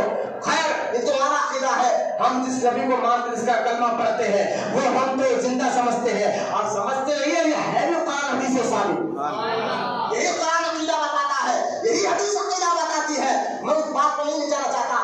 نور الدین زنگی نے دونوں کے سر کو ختم کیا اور حضور کی مزار کے پاس جو ہے شیش بلائی دیوار کو بنایا دور کھود کر. اور آج کا جو دیوار زمین کے اندر شیش بلائی دیوار ہے, اگر کوئی بم بھی رکھا ہوا ہے تو کچھ نقصان نہیں ہوگا. ایسی دیوار کو نور الدین زنگی کے ذریعے بنایا. میں بتانا سمجھانا چاہتا ہوں جب بھی دین کے اندر ملاوٹ یا دین کو نقصان پہنچانے کی یہ طاقتی قوتیں پوری زور سے قوت لگا دیں گے, پیسے کی طاقت ہو, شیطانی طاقت ہو, پوری قوت سے اسلام کو نقصان پہنچانے کی ہر دور میں کوشش کرتے رہے اور ہر دور میں اللہ تعالیٰ اس کے بچانے کے لیے اپنے محبوب بندے کو بھیجتا رہا. یہ سمجھانا میں آپ کو بتانا مقصود میرا ہے, بتانا یہ میرا مقصود ہے. آپ دیکھیں 1856 میں جب ہندوستان میں انگریزوں نے کاروبار کے ذریعے کاروبار کا بہانہ کر کر تجارت کا بہانہ لے کر, یہ تو اکبر بادشاہ کے دور میں ہی آنا شروع ہو گئے تھے انگریز. آپ جانتے یو پی میں فرنگی محل آج بھی, فرنگی محل اس علاقوں کو کہتے ہیں, اسی محل میں جو ہے یہ لوگ وہاں رہتے تھے اکبر بادشاہ کے دور میں اور آتے تھے تجارت کرتے چلے آ رہے. اورنگزیب رحمۃ اللہ علیہ کے دور میں تو ان کے زور کو اورنگزیب نے بہت توڑ دیا, بہت توڑا اور ان کو بہت کچھ سبق سکھایا. پھر اورنگزیب کے جانے کے بعد حکومت کمزور ہوئی, مغلیہ لیکن اس حکومت اتنی کمزور ہو گئی، دھیرے دھیرے انگریز جو ہے پورے ہندوستان پر چھانے لگے اور چھاتے چھاتے پورے علاقوں پر انہوں نے قبضہ شروع کر دیا۔ اور جب ٹیپو سلطان شہید رحمۃ اللہ علیہ ان کو شہادت کے بعد تو انگریز کی طاقت تو اور بڑھ گئی۔ ٹیپو سلطان کی شہادت کے بعد تو یہ بالکل اور آزاد ہو گئے۔ کلکتہ انہوں نے قبضہ کر لیا، دلی کو انہوں نے قبضہ کر لیا، ہندوستان کے بڑے بڑے شہروں کو انہوں نے قبضہ کر لیا، فوج ان کی آ گئی، اب سارے شہر ہندوستان ان کے قبضے میں آ گیا، کوئی ان کے خلاف آواز نہیں اٹھا سکتا تھا۔ حکومت ان کی، کورٹ میں جج ان کے، قانون ان کا، پولیس ان کی، ملٹری ان کی، اس طرح سے وہ مضبوط ہوتے رہے۔ جو بھی ان کے خلاف آواز اٹھاتا انگریز جیتے دن ان کو قتل کر دیتا۔ آپ تعجب کریں گے ایسے خطرناک دور میں، یہ ہندوستان کی تاریخ آپ کو بتا رہا ہوں جو سننا، جب فوج انگریزوں کی ہے، ملٹری انگریزوں کی ہے، ساری حکومت انگریزوں کی ہے، ان کے خلاف آواز اٹھانے والوں کو قتل کر دیا جا رہا ہے۔ ایسے موقع پر ان کے خلاف آواز اٹھانا، دیش کی آزادی کا نعرہ لگانے والے سب سے پہلے مسلمان تھے۔ ہاں، مولانا فضل حق کراماتی رحمۃ اللہ علیہ بڑے بڑے بزرگ، اس لیے تاریخ ہے دلی کے لال قلعے سے لے کر چاندنی چوک تک، دلی میں جو لال قلعہ ہے وہاں سے لے کر چاندنی چوک تک انگریزوں نے 30,000 علماء کو پھانسی پہ لٹکایا تھا۔ پھانسی پہ لٹکایا تھا، کیوں لٹکایا تھا؟ یہ سب چاہتے تھے کہ دیش آزاد ہو۔ یہ دیش کی آزادی میں آپ کو بتا رہا ہوں مسلمانوں کا حصہ رہا۔ تو جب انگریزوں نے دیکھا کہ یہ مسلمان ہے، دیش آزاد کرنے کا نعرہ لگا رہے ہیں، ان لوگوں نے کہا کہ ان کو توڑا کیسا جائے، ان کو ختم کیا کیسا جائے۔ تو انہوں نے کہا کہ بھائی ان کو توڑنا ہے نا تو ان کے دل سے محبت رسول کو نکالنا ہوگا، ان کے دل سے غریب نواز اور یہ اکرام کی محبت کو نکالنا ہوگا۔ یہ آپس میں لڑیں گے، لڑو اور حکومت کرو، یہ انگریزوں کی پرانی پالیسی ہے، لڑاؤ آپس میں اور حکومت کرو۔ جو آج بھی سیاست چل رہی ہے یہ انگریزوں کی پرانی پالیسی رہی ہے، لڑاؤ آپس میں اور حکومت کرو۔ انگریزوں نے کیا کیا؟ مسلمانوں کو آپس میں لڑانے کے لیے ایک مرزا غلام احمد کو کہا کہ بھائی تو ایک کام کر، نبی ہونے کا دعویٰ کر دے، نبی ہونے کا دعویٰ کر دے۔ غلام احمد قادیانی کو پیدا کیا گیا، اس نے نبوت کا دعویٰ کیا اور کہا لوگوں، دکھنے میں داڑھی والا تھا، توجہ کرا، غلام احمد قادیانی لوگوں کے سامنے پہلے نیک آدمی بن کر بچپن سے انگریزوں نے اس کو تربیت دی، خرید لیا تھا پہلے سے، توجہ آپ سامنے نظر رکھیں۔ ابھی اس کی حالت کیا ہو گئی کہ دھیرے دھیرے مسلمانوں کہ بڑے تو اچھا لیڈر بن کر لوگ اس کو بڑا مولوی مفتی سمجھتے رہے، بعد میں جھوٹا نبوت کا دعویٰ کیا اور دعویٰ کر کے کہنے لگا مسلمانوں انگریز حکومت ہماری بڑی رحم دل ہے، ان سے لڑنے کی ہمیں ضرورت نہیں ہے، ان سے کیا اب شروع کرتے ہیں انگریز کی تعریف۔ اب نبوت کا جب دعویٰ کیا تو اس وقت ایک غوث اعظم کی اولاد سے گزر، نام ان کا مہر علی شاہ، میں نے کہا نا پوری طاقت یہ نا یہودی عیسائی شیطانی طاقت مل کر چاہتے ہیں اسلام بننا ہو، اسلام کے اندر کی قوت کو توڑے۔ جس دور میں اللہ تعالیٰ ایسے لوگ کو پیدا کر، ایسے لوگ پیدا ہوتے رہیں گے تو اللہ تعالیٰ کو بچانے والوں کو بھی پیدا کرتے رہیں گے۔ یہ اسلام قیامت تک رہنے والا ہے، یہ ختم ہونے والا نہیں ہے۔ تو لہٰذا غلام احمد قادیانی کے جھوٹ کو پردہ فاش کرنے والے پیر مہر علی شاہ رحمۃ اللہ علیہ یہ بھاگا ان کے سامنے سے، تب لوگوں کو پتا چلا یہ جھوٹا ہے، کذاب ہے، انگریزوں کا ایجنٹ ہے۔ انگریزوں نے دیکھا یار یہ تو بات فیل ہو گیا، اب کیا کرے؟ تو انگریزوں نے پھر مولویوں کو خریدا، نام مولوی اسماعیل دہلوی تھا اور ایک سید احمد رائے بریلوی تھا۔ یہ دو شخصیتوں کو انگریزوں نے خریدا اور ان دونوں نے فتوے دیے ہیں اپنے، یہ تو دکھنے میں مولوی تھے، بڑے بڑے محدث تھے، اب انہوں نے فساد دی۔ یہ جب کی بات ہے ابھی اعلیٰ حضرت پیدا نہیں ہوئے تھے۔ کچھ لوگ کہتے ہیں کہ غزنی بریلی کے لوگ آپس میں لڑاتے ہیں، سنو، لڑائی کی بنیاد، فساد کی بنیاد بیچ رکھنے والے سنی اور غزنی بریلی نہیں ہے، خود وہابی ہے، جو انگریزوں کے کہنے پر ساری تاریخ کی کتابوں سے میں آپ کو بات بتا رہا ہوں، ساری تاریخ کی کتابوں سے آپ کو بات بتا رہا ہوں، غور کرے کہ انگریزوں نے ان کو خریدا۔ اسماعیل دہلوی جیسا شخص یہ بڑے خاندان کے بزرگ کی اولاد میں سے تھا، مولوی اسماعیل دہلوی عام آدمی نہیں تھا، بڑی خانقاہ تھی، ان کے والد ولی بولے سبحان اللہ. آپ سست نہ بیٹھے, آپ چہرے بنا کر بیٹھے میں جو کہہ رہا ہوں آپ بھی سمجھ رہے ہیں, میں بھی سمجھ رہا ہوں. کہ ہمارے یہاں کی تربیت کی بات کر رہا ہوں, میں آپ کو بتا رہا ہوں ان کے بارے میں جن کے ذریعے سے آپ ہمارا ایمان بچا ہے. میں ان کے لیے بتا رہا ہوں تو تھوڑا سا توجہ کرنا, تھکان ختم کرے, سستی ختم کرے اور ایک لفظ پر غور کرے. یہ اس وقت کی بات ہے جب اسرائیل دہلی نے, جبکہ یہ خاندانی طور پر بزرگ کی اولاد میں سے, ان کے والد ولی, چاچا ولی, دادا ولی, یہ عبدالعزیز محدث دہلی کی اولاد میں سے تھا. عبدالعزیز محدث دہلی کے سگے بھائی کا یہ بیٹا تھا. اور یہ عبدالعزیز محدث دہلی کون ہے؟ یہ 13ویں صدی کے مجدد ہے. بڑے محبت سے سبحان اللہ. میں بھی ابھی آپ کو بتا دیا مجدد کرتا کیا ہے. عبدالعزیز محدث دہلی رضی اللہ تعالیٰ عنہ, یہ وہ بزرگ ہے جو 13ویں صدی میں آپ نے لوگوں کے ایمان کو بچایا ہے. ان کے ذریعے سے اللہ نے بہت بڑا کام لیا ہے. ان کے بھائی کا بیٹا اسماعیل دہلی, کیونکہ بڑے خاندان کا بچہ تھا اور لوگ ان کو یقین کرتے تھے, تو انگریزوں نے خریدا اسی کو. یہ دیکھیں چال, وہابیوں کی آپ بھی چال ہو گئے, بڑے خاندان والوں کو خریدتے تاکہ لوگ کا نام کرتا ان سے لوگ مانتے یار ان کے بابا دادا ولی ہے, یہ بھی سچ بول رہا ہوگا. تو یہ اسماعیل دہلی نے مکہ گیا اور مکے میں ایک کتاب اس کے ہاتھ لگی جو وہابیوں کی کتاب ہے نام عبد الوہاب نجدی, اس کی کتاب کو لیا اور اس کتاب کو لے کر ہندوستان آیا اور ہندوستان میں اس نے اس کتاب کو سامنے رکھ کر ایک دوسری کتاب لکھی اور اس کتاب کا نام اس نے تقویۃ الایمان رکھا اور کہا یہ کتاب ہر مسلمان کے گھر میں رہنا چاہیے. آپ جانتے ہیں وہ کتاب اس نے چھاپی, لکھی, اس کا نام تقویۃ الایمان لکھا اور اس کتاب کے اندر ایسی گندی گندی باتیں لکھی گئی ہے. آپ اگر آج پڑھیں, آج وہ کتاب چھپ رہی ہے, میرے پاس بھی موجود ہے, میں آپ کو بتا سکتا ہوں. میں ہمارے کیونکہ ہم سنی ہے, ہر بات ثبوت کے ساتھ کرتے ہیں. یہ آج سب بچوں یہ ذہن سے نکال دو کہ سنی وہابی کا جھگڑا فاتحہ درود پر ایسا نہیں ہے. سنی وہابی کا جھگڑا یہ بریلوی لوگوں نے نکالا ہے, ایسا نہیں ہے. میرے فاتحہ درود کا جھگڑا ہے اور نہ یہ بریلوی لوگوں نے ابتدا نکالا ہے.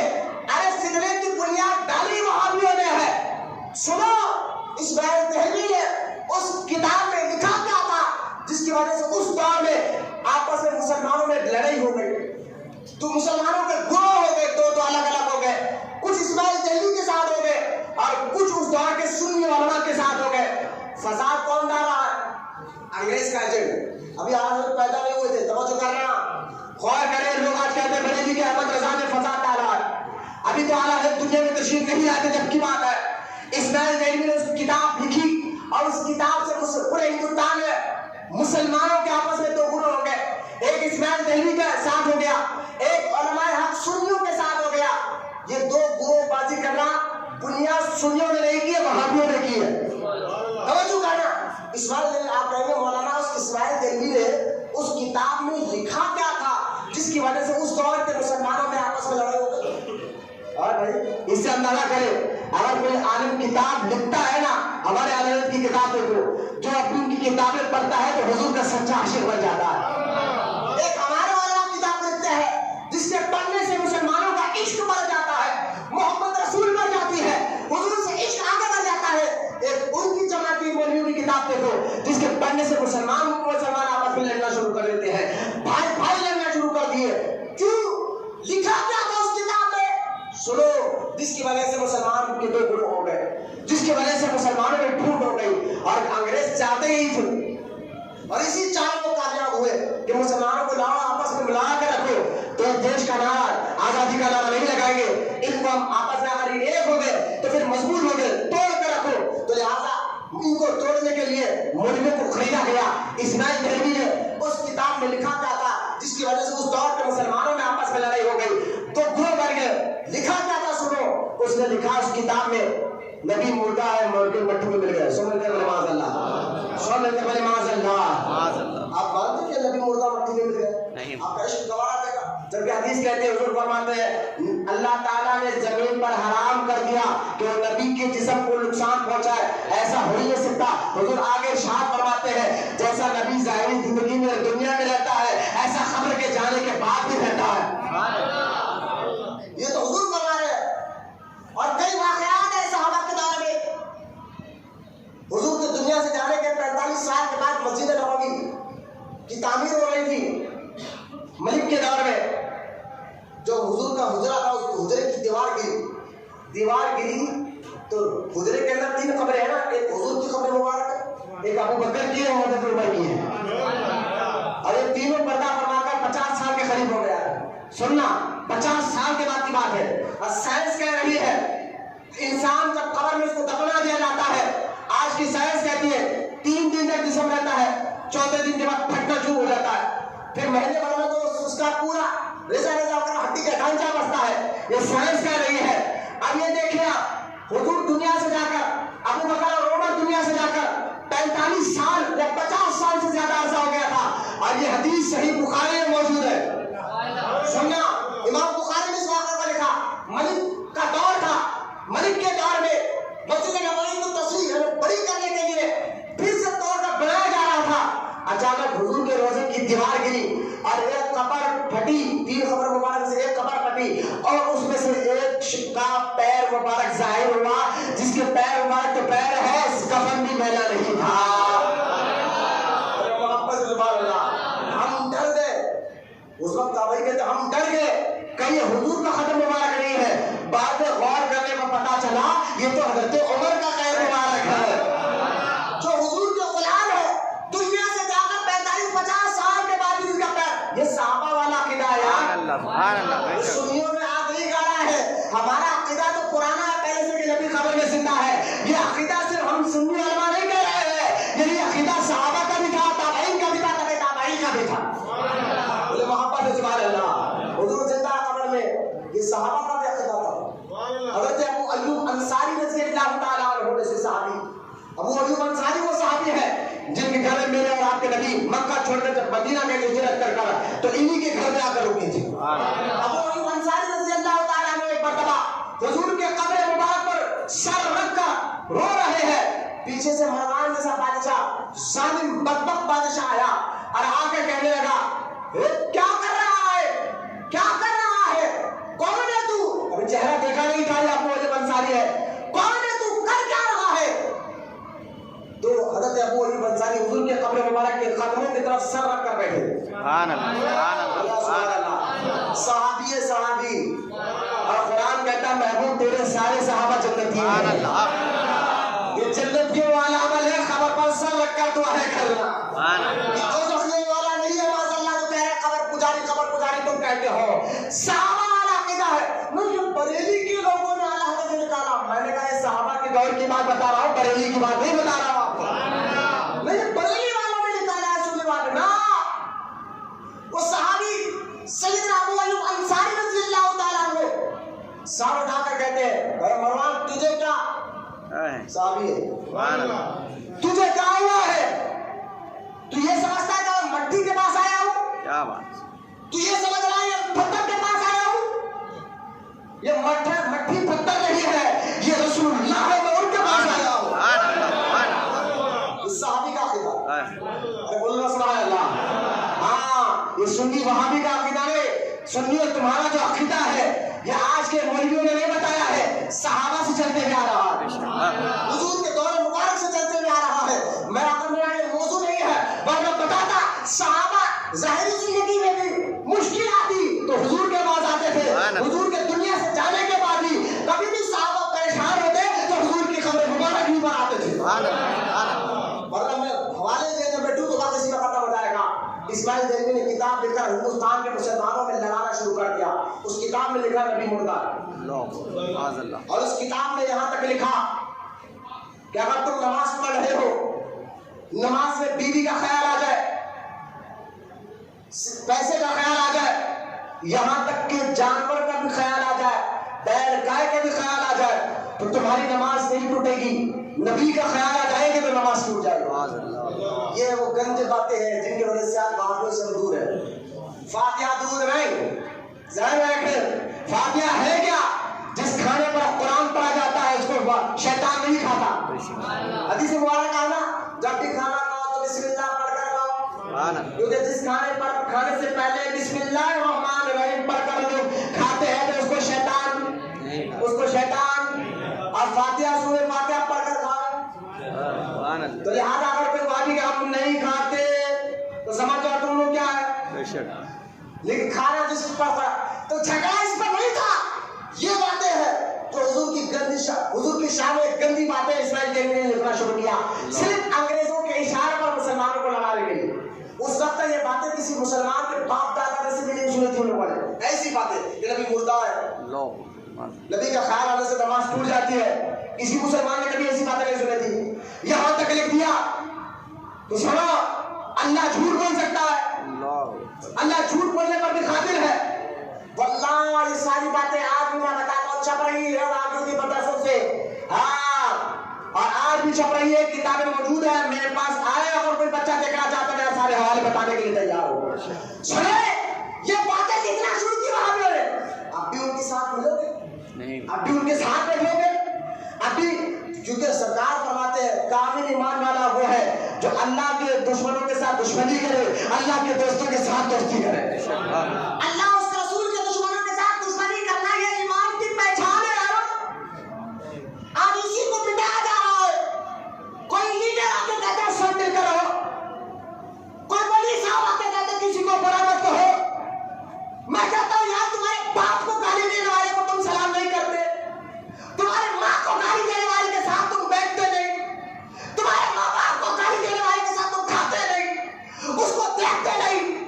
ہم ان سے ساتھ کیسے ملے جو نبی کو گالیاں دیتے ہو, اہل بیت کو گالیاں دیتے ہو, صحابہ کے سامنے گستاخیاں کرتے ہو. ایسے لوگوں کی صحبت ہم نہیں بیٹھیں گے. کیوں؟ مرنا ضرور ہے, نہ لیڈر خبر میں آئے گا, نہ روٹی خبر میں آئے گا, نہ کوئی پہلوان خبر میں آئے گا. خبر میں آنے والے ہیں تو نتیجے کا لال آنے والا ہے, مصطفیٰ آنے والے ہیں, اور یہ چہرہ ہمیں حضور کو دکھانا ہے. سبحان اللہ. نعرے تکبیر, نعرے رسالت, نعرے رسالت. ہمیں مت کہو کہ یہ لیڈروں کے باتوں میں آ کے بچوں ایمان برباد مت کرو. یہ بدعقیدہ وہابیوں نے اللہ اور رسول کی شان میں جہاں جہاں گستاخیاں لکھی ہے, کتابیں موجود ہیں. سنی علماء کی صحبت میں بیٹھ کر تم اسی کو خدا کے واسطے مرنا ہے مرنا, ورنہ لیڈر آئے گا, نہ پہلوان آئے گا, نہ رجال رہیں گے, کھاندے پہ کالی کمی دھنے مصطفیٰ آئے گا.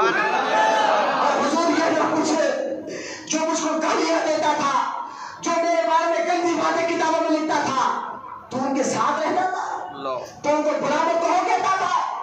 آج وہ کیا ہوگا, اس وقت شرمندگی کیا ہوگی, فرشتے کتنے جلال سے خبر کو دبائیں گے.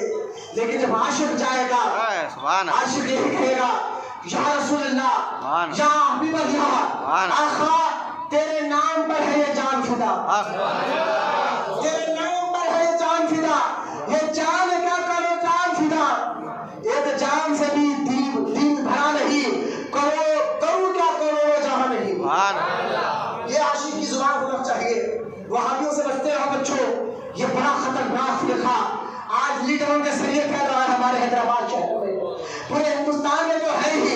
یہ تبلیغی جماعت ہو, لوگ کہتے ہیں کرونا وائرس کے وقت تبلیغیوں کو جیل میں ڈالا گیا, ہمیں کہا ڈالنے تو ہمیں کیا مطلب ہے, کہا مولانا کیا کہتے ہو مسلمان ہے, میں نے کہا کیا ہو, جو نبی کے میلاد کو منانا حرام ان کے نزدیک ہے, جو نبی کے میلاد فضائل بیان کرنا حرام ان کے نزدیک ہو گیا ہے.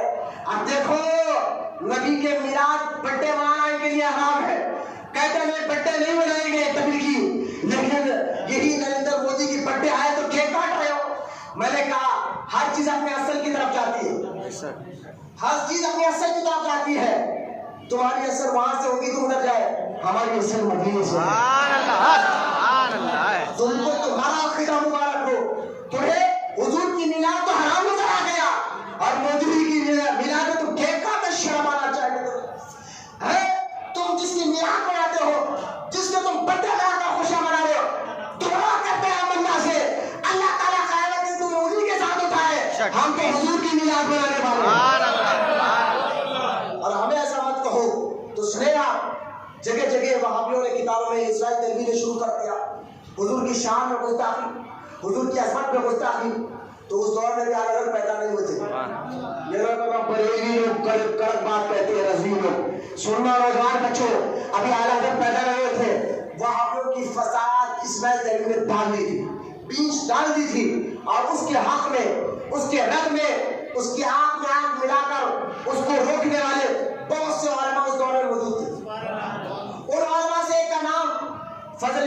آبادی رحمۃ اللہ علیہ، جب اسماعیل دہلوی نے کہا نا کہ سنو اللہ چاہا تو کروڑوں محمد کو پیدا کر سکتا ہے، تو فضل حق آبادی اسماعیل دہلوی کو کہتے ہیں دلی کی جامع مسجد میں جواب کرو، کتاب میں تو لکھ دیا اللہ چاہا تو کروڑوں محمد کو پیدا کر سکتا ہے، دلی کی بس جامع مسجد میں تو تیرے چیلوں کے ساتھ بیٹھ، میں تنہا ہوگا، دونوں قرآن حدیث سے بات کریں گے، اب یہ ثابت کرے گا اب قیامت تک کوئی حضور کے جیسا آنے والا نہیں ہے۔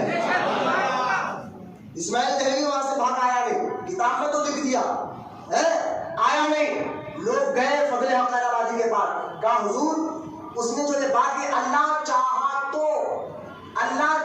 تو کروڑوں محمد کو پیدا کر سکتا ہے، اللہ تو طاقت والا ہے، قدرت والا ہے نا، غلط کیا ہے اس میں؟ اگر چاہا تو پیدا کر سکتا ہے نا، تو فضل حق آبادی کہتے ہیں ارے نادانو اگر یہ بات مان لو گے اللہ چاہا تو کروڑوں محمد کو پیدا کر سکتا ہے، یہ بات اگر تم مان لو گے تو اللہ کو تمہیں جھوٹا ماننا پڑے گا، اور اللہ جھوٹ سے بولنا، اللہ جھوٹ سے سامنے کے اللہ جھوٹ سے ہر عیب سے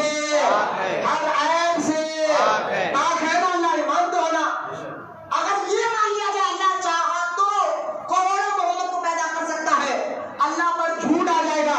لوگوں نے کہا حضور وہ کیسے؟ تو فضل حق آبادی کہتے ہیں اللہ قرآن میں کہتا ہے حضور کے بارے میں وہ خاتم النبیین، بولے محبت سے سبحان اللہ، محبوب اب تو آخری نبی ہے، کوئی نبی آنے والا نہیں، اللہ تو قرآن میں خاتم النبیین کہہ دیا، اب قیامت تو کوئی نبی آنے والا نہیں ہے، تو اس کی بات کیسے مان لے؟ یہ انگریزوں کا ایجنٹ تھا اسماعیل دہلوی اور احمد رائے بریلوی، اور رائے بریلی ایک الگ شہر ہے، یہ بریلی نہیں، یہ رائے بریلی الگ ہے، دو بریلی ہے یوپی میں، ایک رائے بریلی ہے ایک بریلی ہے، یہ ذہن میں رکھیں ابھی رائے بریلی الگ ہے اور بریلی شہر الگ ہے، اور جس بریلی کے ہم ماننے والے احمد رضا بریلی ہے، اور یہ احمد رائے بریلی اور اسماعیل دہلوی، یہ دونوں نے یہی اسماعیل دہلوی اسی کتاب میں لکھا کہ محمد علی جس کا نام ہے، دیکھیں اسماعیل دہلوی کی باتیں، وہ کسی چیز کا مالک و مختار نہیں، معاذ اللہ، یہ کیسی بات اس نے لکھ دی، اور اسی کتاب میں لکھتا ہے کہ کچھ لوگ ہمیں کہتے ہیں کہ یہ انگریز کے وفادار نہیں، ہم تو انگریز کے بڑے وفادار ہیں، ہم انگریز کے اتنے وفادار ہیں، ہم تو انگریز سرکار کو مالک بھی کہتے ہیں مختار بھی کہتے ہیں، اللہ اکبر، نبی کو مالک و مختار کہنا ان کے نزدیک شرک تھا، لیکن انگریز حکومت کو مالک کہنا مختار کہنا ان کے لیے دین تھا، سوچو یہ ہے وہابی قوم، ان کے نماز روزوں کی باتوں میں آ کر ایمان برباد مت کرو، حضور کی محبت کو برباد مت کرو، یہ تھا انگریز قوم۔ اسماعیل دہلوی نے فتنہ شروع کر دیا تھا، مسلمانوں میں دو گروہ ہو گئے تھے، کس نے شروعات کی فساد کی؟ وہاں کے کس نے شروعات کی؟ کوئی آنا جا رہا ہے، آپ میرے سامنے نظر رکھے بڑے میں کچھ اہم باتیں، یہ میں نے بڑی محنت کر کر چھان کر تاریخ کی باتیں آپ کے سامنے لائے، بہت محنت کرنا پڑتا ہے، صرف آ کر ہم بیٹھ کے بیان نہیں کرتے، وقت نکال کر پورا پڑھنا، اور اس بات یہ اس لیے نہیں بول رہا ہوں کہ آپ واہ کریں، بھائی اللہ اس کے رسول کی محبت بول رہا ہے، اللہ اس کے رسول نے یہ مقام ہمیں عطا فرمایا ہے، بہت محنت کرنا پڑتے چھان کر آپ کے سامنے نہیں سمجھیے، پورا کھانا تیار کر کے آپ کے سامنے رکھنا، آپ بھوکے تو کھاؤ نا ذرا محبت سے کھاؤ تاکہ ایمان مضبوط ہو، کھانا کھاؤ گے تو آپ جسم میں مضبوطی آتی ہے، اور روحانی غذا کھاؤ گے تو ایمان مضبوط ہوتا رہے گا، اور اس ایمان جب مضبوط ہونا ہے تو چہرہ ادھر رکھیے، اور چہرے سے ظاہر کرنے کے بعد ہم بات سمجھ رہے ہیں، ورنہ ہم بات سمجھ رہے ہیں، تو سب سے پہلے ہندوستان میں مسلمانوں میں لڑانے والے کون سا گروہ تھا؟ وہابی تھا نا، بدعقیدہ تھا نا، اب سنے اسماعیل دہلوی نے تو بیچ ڈال دی تھی، اب یہاں سے فتنہ شروع ہو گیا مسلمانوں میں آپس میں، پھر یہ فتنہ ختم نہیں ہوا آج تک ہے، پھر یہ فتنہ آگے بڑھا، سہارنپور میں جب دیکھا انگریزوں نے کہ اب یہ اسماعیل دہلوی کی بات زیادہ نہیں پھیل رہی ہے، اب ایک کام کرو، ایک مدرسہ بنا کر مدرسے کے ذریعے لوگوں کو قرآن سکھانے نماز سکھانے کے بہانے بلاؤ اور وہاں سے عقیدہ بگاڑ کر بتاؤ، لہٰذا سہارنپور آج بھی دیکھا یوپی کا شہر سہارنپور دارالعلوم دیوبند بنایا گیا، دیوبندی مدرسے کا نام ہے، تو لہٰذا اس دیوبند کو بنایا گیا اور وہاں سے کچھ مولوی پیدا ہوئے انگریز کے جن، اور ان مولویوں میں 4 مولوی ایسے تھے جنہوں نے گندی گندی باتیں لکھی. میں بتاتا ہوں ان 4 مولویوں کا نام سن لیں جن کے ذریعے سے پھر وہابیت کو اور طاقت ملی, مسلمان آپس میں اور لڑنے والے بنے. وہ 4 مولویاں کون ہیں؟ اب حضرت پیدا ہو چکے تھے. اس کے بعد یہ 4 مولویوں نے پورے ہندوستان کی ناک میں دم کر رکھا تھا اور ایسی باتیں کتابوں میں لکھنا شروع کر دیے تھے, ایسی تقریریں بولنا کر دیے تھے جس کی وجہ سے مسلمان آپس میں ایک دوسرے کے دشمن ہو گئے تھے. وہ 4 مولوی کون؟ ایک اشرف علی تھانوی جس نے کتاب لکھی حفظ الایمان, اور اس کتاب کو صفحہ نمبر 16 پر لکھا. جب اس سے پوچھا گیا حضرت نبی کو غیب کا علم ہے, نبی کو غیب کا علم ہے, تو اس نے کہا غیب کا علم نبی کو؟ بولے نہیں, قرآن میں ایسی کوئی آیت نہیں ہے جسے ہم بتا سکے کہ نبی کو غیب کا علم ہو. سن کے بولے ماشاء اللہ. میں آپ کو بتاؤں گا قرآن یہ کہ میں نے اگلا ٹاپک ہے اس چینل پر جا کر دیکھے, قرآن اور علم مصطفیٰ. 2 جمعے تک میں نے یہاں پر اس ٹاپک پر بیان کیا ہے اور قرآن سے میں نے بتایا ہے کہ جس نبی پر قرآن اترا ہو, قرآن اترا نبی پر, اور قرآن کیا کہتا ہے؟ قرآن میں سورہ یاسین میں کہتا ہے کلو شیء, یہ قرآن اس میں ہر چیز کا علم رکھا گیا ہے. ارے قرآن میں جب ہر چیز کا علم ہے, یہ آیت کا ترجمہ کر کے بتا, قرآن میں جب ہر چیز کا علم رکھ دیا گیا ہے تو قرآن میں سب چیز کا علم ہو, اور جس پر قرآن ہوتا ہے اس کو کچھ علم نہ ہو, یہ کہاں سے ہو سکتا ہے؟ قرآن میں سب چیز کا علم ہو اور جن پر قرآن ہوتا ہے اور ان کو کہنا. تو اس میں اشرف علی تھانوی نے کہا نہیں, یہ بھی کتاب میرے پاس موجود ہے, حفظ الایمان کتاب کا نام. سننا, اشرف علی تھانوی سے پوچھا گیا حضور کو غیب کا علم ہوتا ہے؟ بولا غیب کا علم کیا بات کرو, قرآن میں ایک بھی آیت میں نہیں ملی, کیونکہ انگریز کے ڈیٹ نا مسلمان کا زمانہ ایک کام تھا. بولا غیب کا علم نہیں, ایسا نہیں ہے. جب تک غیب کا علم اور غوث اعظم کی بات ہے, سبحان اللہ, غوث اعظم کی کتاب ہے فتوح الغیب, غوث اعظم کی کتاب ہے فتوح الغیب. ایک مرید آتا ہے, خطبہ ہے اس میں 60 خطبے غوث پاک کے, 40 وقت خطبہ اٹھا کر دیکھے. ایک مرید غوث اعظم کی بارگاہ میں آ کر کہتا ہے, غوث اعظم کا عقیدہ دیکھیں, حضور ہے یہ غوث اعظم کیا کہہ رہے ہیں. ایک مرید آ کر کہتا ہے حضور اگر آپ کے جیسا ولی بننا ہو تو کرنا کیا ہے؟ سبحان اللہ. غوث اعظم نے کہا 4 چیزیں ہیں وہ اپنے اندر سے نکال, اللہ تجھ کو ولی بنائے گا. بولے حضور 4 چیزیں کیا ہے جو اپنے اندر سے نکالیں گے تو اللہ تعالیٰ ولی بنائے گا؟ فرمایا پہلی چیز اپنے اندر سے عقل کو نکال دے, سبحان اللہ, عقل تکبر کو نکال. دوسرا فنا حسد کو نکال دے. تیسرا کہا غیبت کی عادت کو نکال دے. چوتھا کہا چغل خوری کرنا چھوڑ دے. یہ 4 عادتیں اپنے اندر سے نکال دے.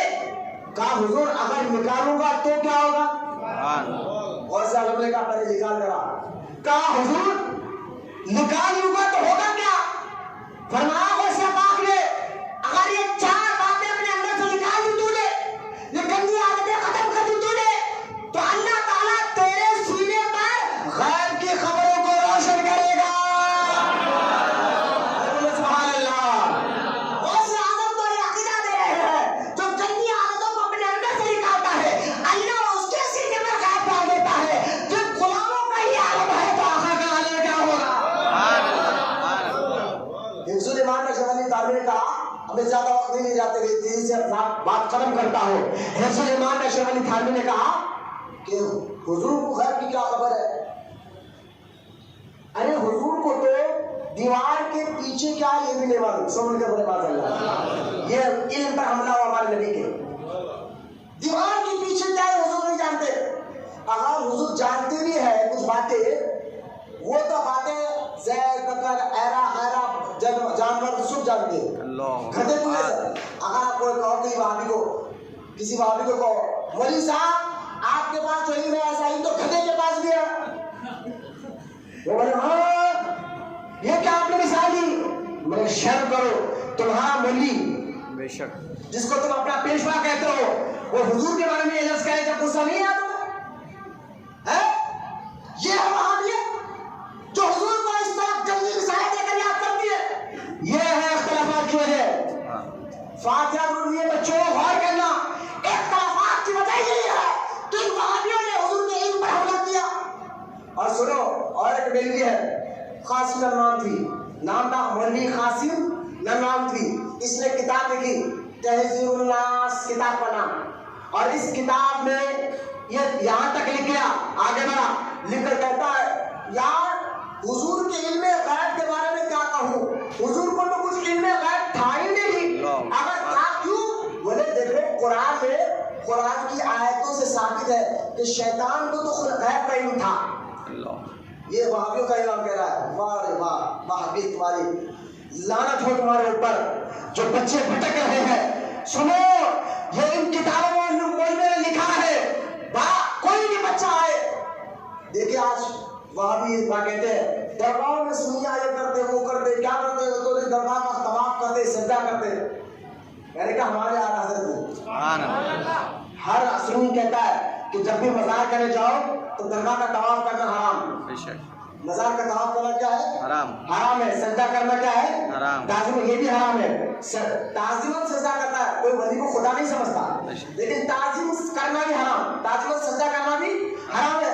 یہ ہمارے علماء تو کہہ رہے ہیں. لیکن دیکھیں آپ نہیں یار یہ کر رہے, وہ کر رہے, میلاد کے دن بچے ایسا کر رہے. میں نے کہا دیکھو دونوں کے نظر میں ایک فرق ہے.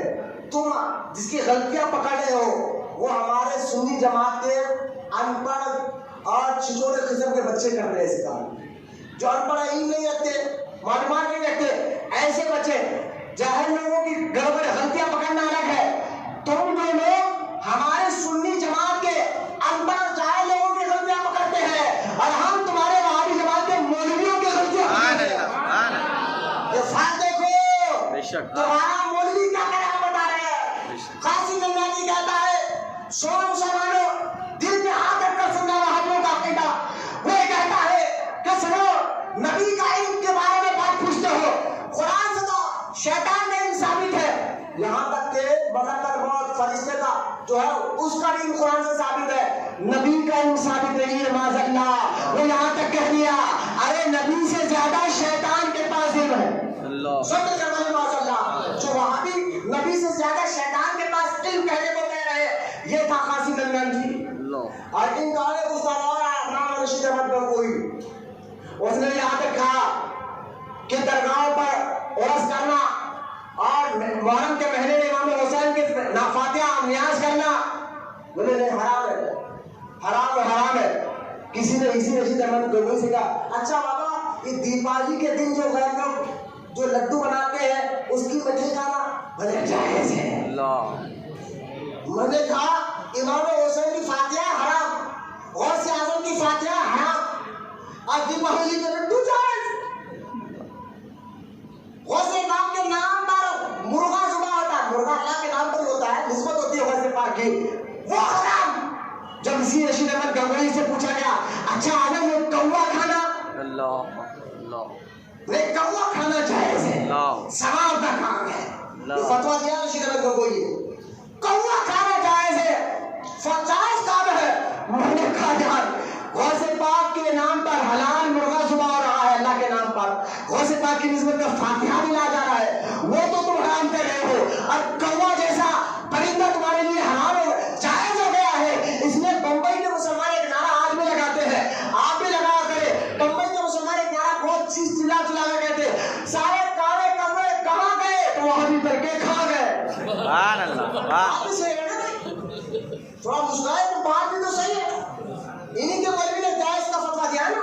رشید احمد گنگوئی نے لکھا ہے نا اپنی کتاب میں کوا جائز ہے, کھا سکتے ہیں. میں نے کہا دیکھو تمہاری مساس کیسی ہے. پھر آپ مانیے خلیل احمد امبیڈوی IIT کا چاچا تھا مولوی, اس نے لکھا حضور کو خاتم النبیین, آپ نبی کو آخری نبی مانتے ہیں نا, یہی آپ کا عقیدہ ہے الحمدللہ. اب کوئی نہیں آ سکتا نا نبی. لیکن دیکھیں وہ آپ لوگ ایک اور مولوی نام ہے خلیل احمد امبیڈوی سارے نام کے ساتھ, اور اس ساری کتابیں میرے پاس موجود ہیں, لوگوں نے جو لکھا ہے اور آپ بھی چھپ رہی ہے, یہ ہے وہابی قوم. اس لیے بزرگان دین کہتے ہیں سانپ کے ساتھ بیٹھنا پڑے تو بیٹھو, وہابی کے ساتھ مت بیٹھو. سانپ دھسے گا تو جان جائے گی, وہابی دھسے گا تو ایمان جائے گا. وہابی کے ساتھ مت بیٹھو. اب یہ اور کوئی خلیل امبیڈوی نکلے, انہوں نے کیا لکھ دیا کہ سنو خاتم النبیین ماننا, حضور کو آخری نبی ماننا, یہ تو جاہل لوگوں کا طریقہ ہے. لوگوں کو معلوم ہوگا آخری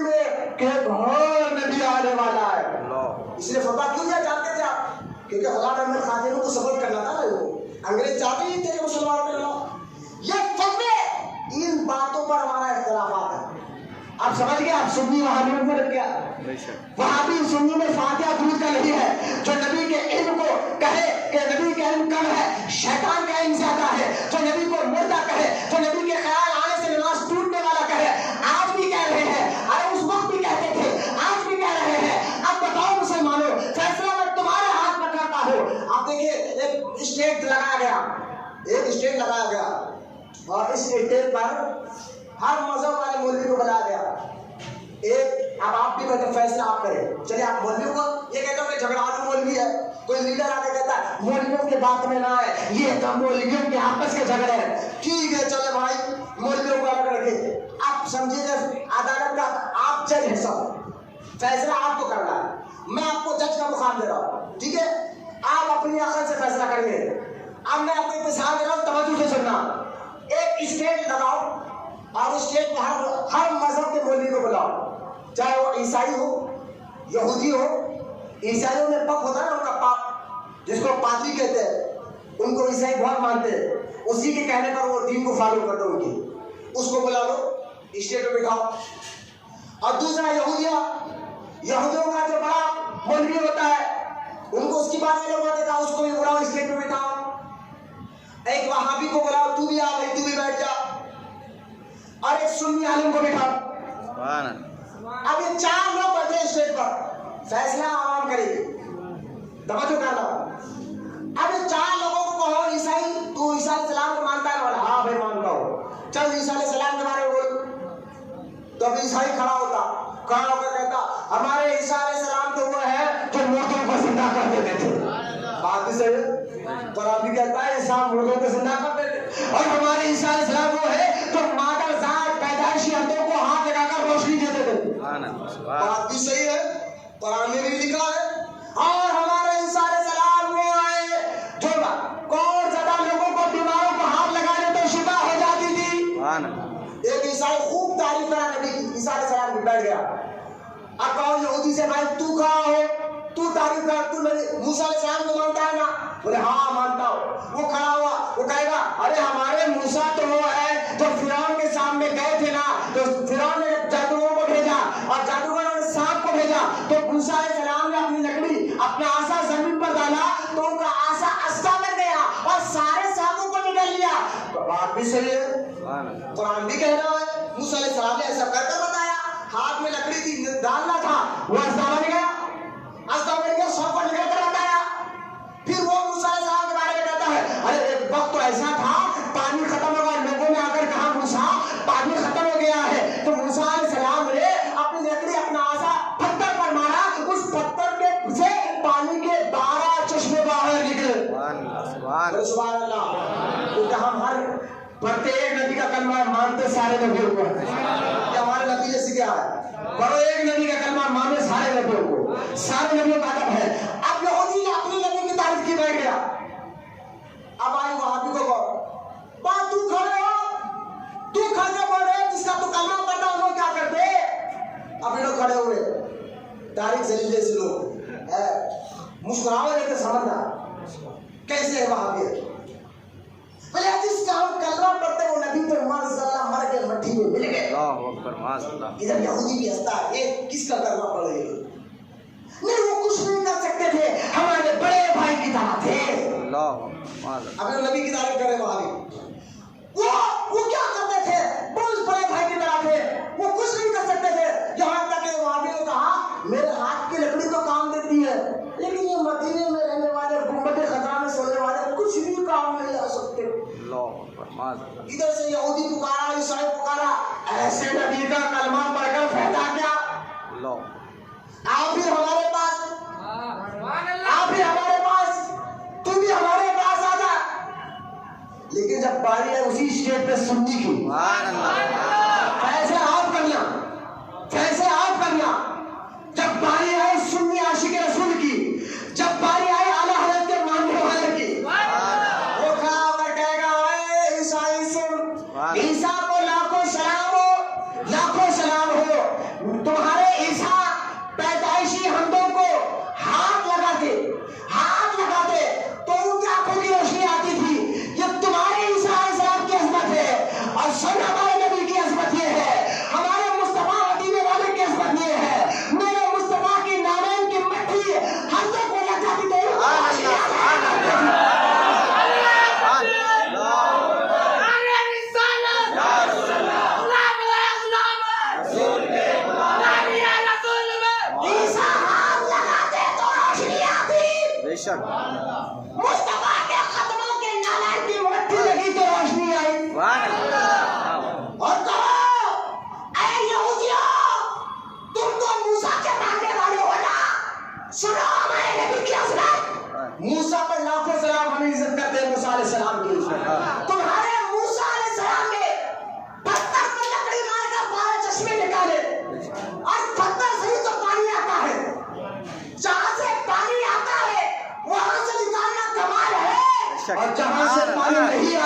سبحان اللہ سبحان اللہ سبحان آنکھوں سے پانی نکال کر بتانے کو آ جائے سبحان اللہ کام سمجھے نہیں ارے پتھر سے تو پانی نکلتا ہے موسیٰ نے پتھر پر آسا مارا تھا اور مصطفیٰ نے حضور پانی ختم ہو گیا حضور نے اپنے انگلیوں میں ڈالا انگلیوں سے پانی نے چشمے ہو گیا سبحان اللہ سبحان اللہ بولے محبت سے سبحان اللہ سبحان اللہ حضور کے انگلیوں سے پانی کے چشمے باہر آئے بے شک بولے سبحان اللہ یہ اعلیٰ حضرت کی سیرت ہی بیان کر رہا ہوں میں آپ کو یہی عقیدے سکھانے والے کا نام اعلیٰ حضرت ہے بولے محبت سے سبحان اللہ اب فیصلہ بتا چلا کس کو ووٹ ڈالو گیا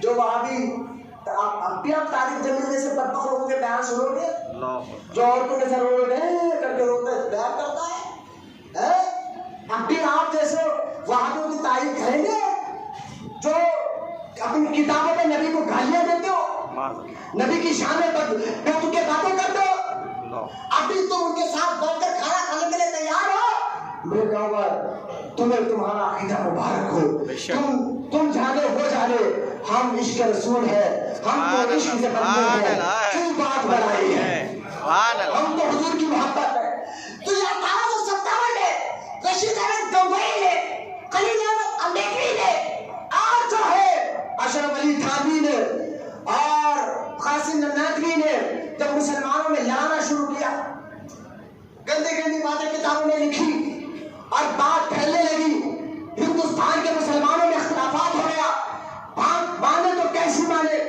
کرے تو کیا کرے جب چاروں طرف سے ہماری نبی کی عظمت پر حملہ ہو رہا تھا نبی کے علم پر حملہ ہو رہا تھا نبی کی شان پر حملہ ہو رہا تھا نبی کے ادب کو شرک بتایا جا رہا تھا نبی کے میلاد کو کشن اور کنہیا کی جیسی مثالیں دی جا رہی تھی کہا جا رہا تھا کشن اور کنہیا کا جیسا یہ بڑے کرتے ہیں ایسے مسلمان تم بھی ایسا بڑے کرتے ہو ایسی گندی گندی باتیں یعنی یہ سمجھیے نبی کی عظمت پر حملہ نبی کی شان پر حملہ نبی کی رفعت پر حملہ نبی کے مرتبے پر حملہ نبی کے علم پر حملہ نبی کی عظمت پر حملہ نبی کے انعقاد پر حملہ اور نبی کے مخالف مرتبے پر حملہ جب یہ وہابیاں حملہ کر رہے تھے یہ چاروں طرف سے جب حضور کی عظمت گھٹانے کے لیے حضور کی شان مٹانے کے لیے حضور کے مرتبے کو ختم کرنے کے لیے حملے ہو رہے تھے ان چاروں طرف میں سب کو جواب دینے والا سب کو لوگوں کو ان کی اوقات دکھانے والا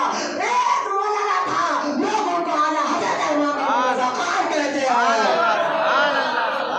محبت سے سبحان اللہ یہ ہے میرے احمد رضا خان سبحان اللہ بول سبحان اللہ بولے محبت سے سبحان اللہ اور محبت سے بولے سبحان اللہ یہ اعلیٰ حضرت چاروں طرف ہے دین کے دشمن بیچ میں میرے آتن لیکن مجدد فسانی کے طور پر فتنے آئے تھے اکبر دین کے خلاف کھڑا تھا دشمن پہچانے گئے جلدی پکڑ میں آ گئے ایک دشمن جو آپ کے خلاف ہو آپ کے منہ پر آ کے کہا میں تمہارا دشمن ہوں تو اس کو آپ آسانی سے پہچان لیتے لیکن ایک دشمن جو آپ کا دوست بن کر ہو آپ کے بغل میں ہو تو پہچاننا مشکل ہو جاتا ہے اعلیٰ حضرت کے دور میں دشمن سنی بن کر پھیلا گئے حضور کا ان کا مذاق اڑانے والے اپنے آپ کو سنی درگاہ پر جانے والا کہہ رہے تھے ایسے دشمنوں کو اچھال اچھال کر نکال نکال کر بتانے والے کا نام احمد رضا خان ہے بولے محبت سے سبحان اللہ آپ سمجھے کہ مجدد کا کام کیا ہوتا ہے 14ویں صدی میں اعلیٰ حضرت اگر نہ ہوتے تو آج کوئی غریب نواز کے آستانے پر جانے والا نظر نہیں آتا ایسے باتیں لوگوں نے کتابوں میں لکھ دیے تھے اشرف علی تھانوی نے یہاں تک لکھ دیا جب اسے پوچھا گیا حضور اجمیر جا سکتے کہا نا اجمیر نہیں جانا کیوں ایک جوان بچی کے ساتھ زنا کرنے کے برابر گناہ اجمیر جانا یہ باتیں کتابوں میں لکھی جا رہی تھی اور اعلیٰ حضرت فرماتے ہیں اگر کسی کی دعا قبول نہ ہو وہ اجمیر چلے جائے اللہ اس کی دعا کو ضرور قبول فرماتا ہے یہ اعلیٰ حضرت امام احمد رضا خان آج ان کو کہتے ہیں نہیں اعلیٰ حضرت بڑے متشدد تھے بڑے غصے والے تھے کہا ہاں تھے غصے والے اپنی ذات کے لیے نہیں مصطفیٰ کے لیے تھے مصطفیٰ کے دشمنوں پر تھے مصطفیٰ کے غداروں پر تھے اور مصطفیٰ کے دشمنوں پر ہاتھ اٹھانے والے اور ان کے دھجیا اڑانے والے کا نام احمد رضا خان ہے دیکھیے آپ مولانا کرامت اللہ شاہ دہلوی دلی کے بہت بڑے بزرگ ہیں اور جانتے ہیں پیر بھائی ہے اشرف علی تھانوی کے مولانا کرامت اللہ شاہ دہلوی نے خط لکھا اعلیٰ حضرت کو، بریلی میں، دلی سے بریلی کو خط لکھا، کہا حضور ہمارے یہاں دہلی میں کچھ لوگ ایسے ہیں جو حضور کو داخل بنا کہنا کو شرک کہہ رہے ہیں، حضور کو مختار نہیں کہہ سکتے، مالک نہیں کہہ سکتے، شرک ہے شرک ہے، یہ باتیں کہہ رہے ہیں۔ درود تاج میں پڑھتے نا، اللہم صلی علی سیدنا مولانا محمد صاحب التاج والمراج والعلم دافع البلاء والعلم۔ حضور کے ذریعے اللہ بلاؤں کو دور کرتا ہے، تو لوگ نہیں شرک ہے شرک ہے شرک ہے، لیکن کیا کرامت اللہ شاہ دہلوی نے کہا حضور آپ بتائیے اعلیٰ حضرت ہے، ہاں اعلیٰ حضرت کو سمجھنا ہے تو عام آدمی کم سے کم حضرت بننا پڑتا ہے۔ وقت کے بڑے بڑے عالم والا حضرت سے سوالات کرتے تھے اور اعلیٰ حضرت سب کو جواب دیتے تھے، اپنے لیے کبھی قلم نہیں اٹھایا، جب بھی قلم اٹھا تو حضور کی تعریف کے لیے اٹھا، حضور کی شان کے لیے اٹھا، حضور کی عظمت کے لیے اٹھا۔ جب خط آیا بریلی اور اعلیٰ حضرت کو ڈیلی 4 کے خط آتے تھے، نہ اس وقت واٹس ایپ کا دور تھا نہ فیس بک کا دور تھا، اس وقت میرے اعلیٰ حضرت کو اللہ نے ایسی مقبولیت عطا فرمائی تھی، کہاں ہندوستان اور کہاں جارڈن، دنیا کے سب سے کونے کے ملک کا نام جارڈن ہے، وہاں سے بھی لوگ اگر کوئی سوال کرنا چاہتے دین کے بارے میں تو وہاں سے اعلیٰ حضرت کی بارگاہ میں خط آتا تھا، مکہ سے خط آتا تھا، مدینے سے خطوط آتے تھے، بغداد سے، عراق سے، ایران سے، ہندوستان کے چپے چپے سے اعلیٰ حضرت کو لوگ سوالات کرتے تھے، اور سوال کرنے والے عام آدمی نہیں تھے، وہ خود کیا کوئی علاقے کے اعلیٰ حضرت تھے، وہ خود بھی عالم تھے لیکن سوال اعلیٰ حضرت سے کرتے تھے۔ تو کہا مولوی کرامت اللہ دہلوی، یہ بھی مولانا تھے، عالم تھے، انہوں نے کہا حضور آپ بتائیے کہ حضور کو داخل بڑا کہہ سکتے یا نہیں کہہ سکتے؟ اعلیٰ حضرت نے قلم اٹھایا، سبحان اللہ، اور کتاب لکھی، کتاب کا نام ہے الامن والغلا، یہ کتاب ہے میرا، الامن والغلا فی کمالات مصطفیٰ، میرے محبت سے سبحان اللہ۔ اعلیٰ حضرت اس کے جواب میں 60 قرآن کی آیتیں ہیں، سبحان اللہ، حضور کو مالک و مختار کہہ سکتے ہیں، یہ قرآن سے ثابت ہے۔ بات کرنے کے لیے قرآن کی کتنی آیتیں ہیں؟ 60 آیتیں اور 300 حدیثوں کو جمع کیا ایک سوال کے جواب میں کہ 60 قرآن کی آیتیں اور 300 حدیثوں کو جمع کر کے آیا نے بتایا کہ فقیر ابھی اسی پہ بات ختم کر رہا ہے، ورنہ اور بھی حدیثوں سے بتاتا کہ اللہ تعالیٰ نے حضور کو مالک و مختار بنا کر بھیجا ہے۔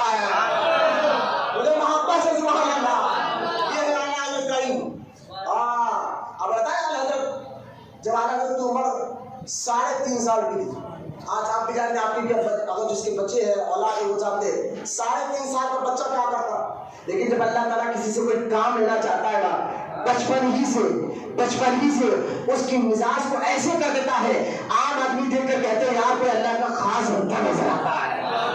خاص اعلیٰ حضرت کی عمر 3.5 سال کی تھی، اور جو عمر کے بچے ہم جانتے ہیں کھیلنے کودنے کی عمر ہوتی ہے، اعلیٰ حضرت گھر کے باہر بیٹھے تھے، ایک آدمی آیا اور عربی میں اعلیٰ حضرت سے بات کی، بولے سبحان اللہ۔ اعلیٰ حضرت بچپن سے دیکھے کیا اعلیٰ حضرت ہے، اعلیٰ حضرت نے عربی میں ان سے بات کیا، 3.5 سال کا بچہ ایک عربی سے عربی میں بات کر رہا ہے، بولے محبت سے سبحان اللہ۔ مطلب اعلیٰ حضرت کی عمر 6 سال کی ہوئی، 6 سال کی عمر میں اعلیٰ حضرت میلاد النبی کے موقع پر اسٹیج پہ ٹھہر کر بڑے بڑے علماء کے سامنے بڑی فصیح الفاظ میں اردو اور عربی اور فارسی نے حضور کی میلاد کو پڑھا تھا، بولے محبت سے سبحان اللہ۔ میرا اعلیٰ حضرت 6 سال کے تھے، جب اعلیٰ حضرت کی عمر 14 سال کی تھی اس وقت اعلیٰ حضرت مفتی بن چکے تھے، 19 سال کی عمر میں اعلیٰ حضرت کو ان کے پیر مرشد نے خلافت دے دیا تھا، اور 25 سال کی عمر میں اعلیٰ حضرت مکہ گئے اپنے والد صاحب کے ساتھ حج کرنے کے لیے، اور جب مکے میں حج کرے کعبۃ اللہ کے پاس ٹھہر کر، اس وقت سنیوں کی حکومت تھی، کعبے کے سامنے ٹھہر کر نماز پڑھ رہے تھے، تو وہاں مکے کے امام بہت بڑے مکے کے امام نے امام احمد رضا کو دیکھا اور دیکھ کر ہاتھ پکڑ لیا اور اپنے گھر میں لائے، اور ان کی پیشانی کو غور سے دیکھتے رہے اور دیکھتے دیکھتے کہا کہ یہ بچی کے پیشانی پر مجھے خدا کا نور نظر آتا، محبت سے سبحان اللہ، یہ عام بچہ نہیں ہے، اس سے اللہ بہت بڑا کام لینے والا ہے، یہ کہہ کر اس وقت کے مکے حرم کے امام نے ان کو خلافت اجازت عطا فرمائی ہے۔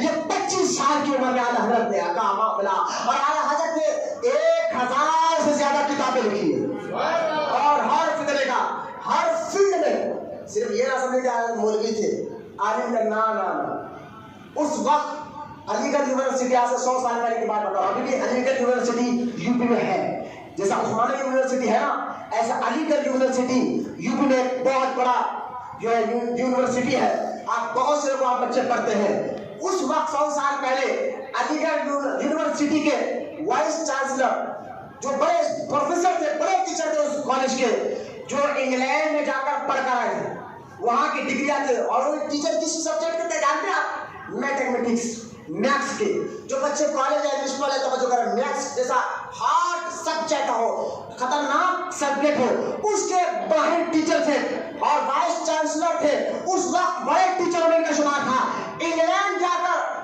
پڑھ کر آئے تھے وہاں کی ڈگریاں ان کے پاس تھے یہ وائس چانسلر تھے ان کو ایک مسئلے میں میتھس پر اٹک ایک جگہ پر آ کر اور اس کا مسئلہ حل نہیں ہو رہا تھا بہت کوشش کرے تو ان کے ساتھ ایک آدمی تھے جو اعلیٰ حضرت کے مرید تھے محبت سے سبحان اللہ تو کیا ہوا آپ بڑے پریشان نظر آ رہے کہا یار یہ مسئلہ سمجھ میں نہیں آ رہا یہ مسئلے کے لیے مجھے انگلینڈ جانا پڑتا کیونکہ پیسے والے شخص تھے انگلینڈ جانا ہے وہاں جا کر مسئلے کا حل نکال ہوگا تو انہوں نے کہا ایک کام کرو یہاں یونیورسٹی سے 100 کلومیٹر پر بریلی شریف ہے وہاں اعلیٰ حضرت ہے ارے بولو سبحان اللہ وہاں چل کر مسئلے کا حل کر دو وہ ٹیچر کہنے لگے یار مسئلہ میتھس کا وہ ٹھہرے مولوی صاحب ان سے حلال حلال کے مسئلے پوچھا جاتا ہے یہ مسئلہ وہ کیا بتائیں گے انہوں نے کہا ایک بار مل تو لیجیے وطن سے لے بولے ٹھیک ہے تم ذرا ضد کرتا ہوں چلو میرا تو ارادہ انگلینڈ جانے کا تھا میرے پاس انگلینڈ کی ڈگری آئے چلو مل لے گئے یہ کہہ کر پڑھے دیا اور اعلیٰ حضرت نماز کا وقت تھا اور اثر کا وضو کر رہے تھے انہوں نے کہا حضور یہ وائس چانسلر ہے فلاں یونیورسٹی کے بڑے ٹیچر پروفیسر ہے ایک سوال کا جواب کرنے کے لیے آئے اعلیٰ حضرت وضو کرتے کرتے کہا جواب سوال کریے سبحان اللہ سبحان اللہ انہوں نے کہا یار میں اتنا بڑا ٹیچر ہوں جو مسئلہ میں جو انگلینڈ کی ڈگریاں میرے پاس ہے اور میرا سوال میں ٹھہرے ٹھہرے کر دوں آپ کے سامنے اعلیٰ حضرت نے کہا نا گھبرائیے سوال کریے انہوں نے سوال کیا اور اعلیٰ حضرت نے پھٹ سے اسی پر جواب عطا فرمایا بڑے محبت سے سبحان اللہ جواب عطا فرمایا اور سارا جواب حیات اعلیٰ حضرت نے لکھا ہوا ہے جا کر ایک کتاب پڑھیں گے 4 جلدوں میں کتاب ہے حیات اعلیٰ حضرت ایک سوال کیا تھا جواب کیا تھا جواب دینا تھا وہ علی گڑھ یونیورسٹی کے پروفیسر نے گور کر دے کر کہا یار میں تو سوچتا تھا کہ انہیں لدھونی کوئی چیز ہوتی ہے لیکن آج پتا چل گیا غیب کا علم اللہ اپنے نیک بندوں کو دیتا ہے یہ ہے اعلیٰ حضرت چونکہ اللہ تعالیٰ نے ہر علم میں مہارت عطا فرمائی تھی پروفیسر صاحب نے کہا حضور میں تو انگلینڈ میں جا کر پڑھا میرے استاد تو انگلینڈ میں اس مسئلے میں آپ کا استاد کون ہے آپ کا استاد کون ہے تو اعلیٰ حضرت نے کہا میرا استاد کوئی نہیں ہے پھر یہ مسئلہ آپ نے حل کیسے کر دیا کہا میں اپنے والد صاحب کو بات سیکھ رہا تھا کیونکہ مسئلے جب مفتی ہو تو مفتی سے کچھ زیادہ کے مسئلے لوگ بھی آتے ہیں لوگ ہماری اتنی پراپرٹی ہے ان میں سے جن کو کتنا حصہ ملنا وراثت کے معاملے ہوتے ہیں نا تو اگر مفتی صاحب کو وراثت ہے حصہ کرنا پڑتا ہے ان کو اتنا حصہ ان کو اتنا اس لیے میتھس تو جانا ضروری ہوتا ہے نا تو کہتے ہیں کہ میں اپنے والد صاحب سے چند باتیں سیکھا تھا اور اسی باتوں پر کتابیں پڑھ رہا تھا تو میرے والد صاحب نے کہا تھا احمد رضا اس باتوں میں ٹائم کو ویسٹ مت کرو یہ ایسا علم ہے مدینے والے خود تمہارے سینے میں ڈال دیں گے خود تمہارے سے یعنی اعلیٰ حضرت صرف عالم نہیں مفتی نہیں چاہے وہ میتھس کا مسئلہ ہو زمین کا مسئلہ ہو آسمان کا مسئلہ ہو اعلیٰ حضرت اللہ نے ایسا علم دیا تھا سورج اور چاند کو دیکھ کر ٹائم بنایا کرتے تھے سبحان اللہ سورج اور چاند کو دیکھ کر ہر علم میں پرفیکٹ ہو اور جب بھی قلم اٹھتا تھا اعلیٰ حضرت کا بہت محبت سے سبحان اللہ دیکھیں اعلیٰ حضرت رحمۃ اللہ تعالیٰ علیہ کے بہت بڑے مرید ہے مولانا حشمت علی خان رحمۃ اللہ علیہ پیلوی شریف یو پی میں ایک علاقہ ہے اس گاؤں کو پیلوی شریف کہتے ہیں وہاں ان کی مزار مبارک ہے نام ان کا حشمت ہے بات ختم کرا توجہ کرنا اعلیٰ حضرت کون ہے جن کے غلام ایسے ہیں تو اعلیٰ حضرت کا خان کیا ہوگا سنیں مولانا حشمت علی خان اچھا یہ پڑھتے کیا تھے وہابیوں کے مدرسے میں پہلے وہابی تھے وہابیوں کے مدرسے میں پڑھتے تھے میلاد کو حرام کہتے تھے فاتحہ کو حرام کہتے تھے ان کی مزاج ان کے والد سمجھاتے تھے نہیں سمجھتے ایک دن ان کے والد کیا کرے اعلیٰ حضرت کی لکھی ہوئی کتاب تمہید الایمان مولانا محبت سے سبحان اللہ ایمان، وہ کتاب لائی اور اپنے گھر میں رکھا. بچہ چھٹیوں میں مدرسے سے گھر میں آیا ہوا تھا. وہی بچہ جو کتاب لیتا ہے، جو شرک کہتا تھا مورث کو میلاد کو، جو وہ پڑھنے لگا. اعلیٰ حضرت کی کتاب تمہید الایمان مارکیٹ میں اردو میں بھی ہے اور رومن انگلش میں بھی ہے. آپ ضرور خریدیں، اپنے گھر میں رکھیں. کوئی وہابی آپ کے خرید نہیں آئے گا. یہ تمہید الایمان آپ اٹھا کر دیکھیں، اس کتاب کو پڑھنے لگے. ہر کتاب میں ان کا ایمان ڈھونڈتا گیا، سچے عاشق بن گئے. کون حشمت علی خان بعد میں اتنے زبردست مناظر تھے، جس علاقے میں جاتے ان کا نام سن کے وہابی بھاگ جاتے تھے. ایک بار یہی ہے، مولانا حشمت علی خان اجمیر کی زیارت کر کر اجمیر ریلوے اسٹیشن پہ کھڑے تھے گھر آنے کے لیے. ایک وہابی آ گیا قریب، ارے اتنے بڑے والد کے پاس آ کر کہنے لگا حضور کہاں جا کر آئے؟ حضرت نے دیکھ کر پہچان کے وہ جماعت والا ہے. آج ہمارے سنی کے بچے میں یہ خاصیت ہے. دیکھتے بتائے ہیں یہ وہ دکھا. کیوں؟ کیونکہ چہرے پہ نماز پڑھنے کے بعد بھراٹے چہرے ہیں، نور نہیں، کچھ بھی نہیں. کیوں وہاں کے چہرے پر نور نہیں رہتا؟ بولے نور والے نبی کو نور نہیں مانتے. ارے ہمارے سنیوں کے بچوں کو دیکھو، اگرچہ داڑھی نہ بھی ہے، داڑھی نہیں بھی ہے، پھر بھی چہرے چمکتے ہیں. پھر بھی چہرے کیوں؟ کہا انہوں نے دن سے نبی کو نور نبی مانا ہے، نور الہی مانا ہے. چہرے پہ اگر نماز پڑھنا چاہیے، غلط مطلب نہ نکالے. نماز نہ بھی پڑھتے ہو لیکن چہرے سے سمجھ میں آتا ہے عاشق ہے. غور کرو. اب دیکھیے آپ سمجھ کے اتنے بڑے مولانا حشمت علی خان انہیں قریب آ کے بولا حضرت کہاں جا کر آئے؟ تو حضرت بولے اجمیر شریف گیا تھا، جنتی دروازے سے اندر گیا، جنتی بن گیا. بڑا غصہ آیا اس کو، ناک سب پیلے ہو گئے اس کے. قریب آیا، حضرت کے کھانے کو سونگا، ہاتھ لیا سونگا، پیر کے قریب گیا سونگا. میں نے کہا حضرت جواب پہلے دیتے تھے. کہا ٹھہر جا، مہادی کو ختموں میں پہنچانا ہے. سونگا، سونگ کے بعد بولا حضرت میں ایک حدیث بتا دوں آپ کو بتاؤں. حضرت بولے بول. بولے حدیث میں آیا کہ جنتی جب جنت میں جاتا ہے تو اس کی جسم سے ایسی خوشبو آتی ہے 500 سال کی دوری پر بھی اگر کوئی بندہ کھڑا ہو تو اس کو وہاں تک بھی خوشبو سنے آئے گی. یہ حدیث بھی صحیح ہے. جنتی کی جسم سے ایسی خوشبو آئے گی، اگر ایک بندہ اتنی دور کھڑا ہے اس تک پہنچ جائے تو 500 سال لگیں گے، لیکن اس کو بھی جنت کی خوشبو آئے گی، جسے جنتوں کی جسم سے نکلنے والی خوشبو آئے گی. یہ حدیث سنا؟ حضرت نے ہاں یہ حدیث میں ہے. پھر بولا حضرت آپ بولے میں اجمیر گیا، غریب نواز کی زیارت کرا، جنتی دروازے سے داخل ہو کر جنتی بن گیا. آپ کے جسم سے خوشبو نہیں آ رہی نا؟ تانا دیا حضرت کو. حضرت تو مناظر اہل سنت پہلے تھے، بعد میں عاشق اعلیٰ حضرت بنے نا. انہوں نے کہا ابے نادان ایک ہی حدیث پڑھ کر آیا، دوسری حدیث میں یہ بھی تو ہے، سرکار نے یہ بھی تو ارشاد فرمایا کہ دو مخلوق کو جنت کی خوشبو نہیں آئے گی. تو دوزخی بے شک تیرے کو جنت کی خوشبو کیسے آئے گی رے باپ؟ نہیں خبر کی پوجا کرتے، خبر کی پوجا کرتے. میں نے کہا بے خوب خبروں کے اگر ہم سنی دیوانے ہوتے تو 7 گنبد میں بڑے بڑے گنبد ہوتے تھے. خبریں ہے وقت جاتا رات میں گھومنے کے لیے جاتا ہے. تاج محل میں بھی خبر ہے، وہاں بھی جاتا، گھومنے کے لیے جاتا. لیکن کوئی اجمیر جائے، کوئی نام پلے میں یوسف شریف کی بارگاہ میں جائے، ادب کے ساتھ جاتا. کیوں جاتا بھائی؟ میں نے کہا تو الو ہے، الو. تجھے پتا نہیں چلتا دکھائے، الو کو دن میں بھی دکھائی نہیں دیتا. تجھے عام خبر میں اور ولی کی خبر میں فرق نہیں معلوم ہے. ہم نہیں آتے ان خبر میں جو نورانیت ہے خدا کی، وہ نور ہمیں کھینچ کر لاتا ہے اور بتاتا ہے یہ عام بندے کی خبر نہیں، اللہ کے محبوب بندے کی خبر ہے. ہمیں نہیں دیتا، ہمیں نور نہیں دیتا. میں نے کہا تو الو ہے. تجھے کیا نظر آئے؟ ولیوں کے مزار پر نور ہم سنیوں کو نظر آتا ہے، ہم عاشقوں کو نظر آتا ہے. غور کرتے جائیے. یہ ہے اعلیٰ حضرت جن میں غلام ایسے ہو.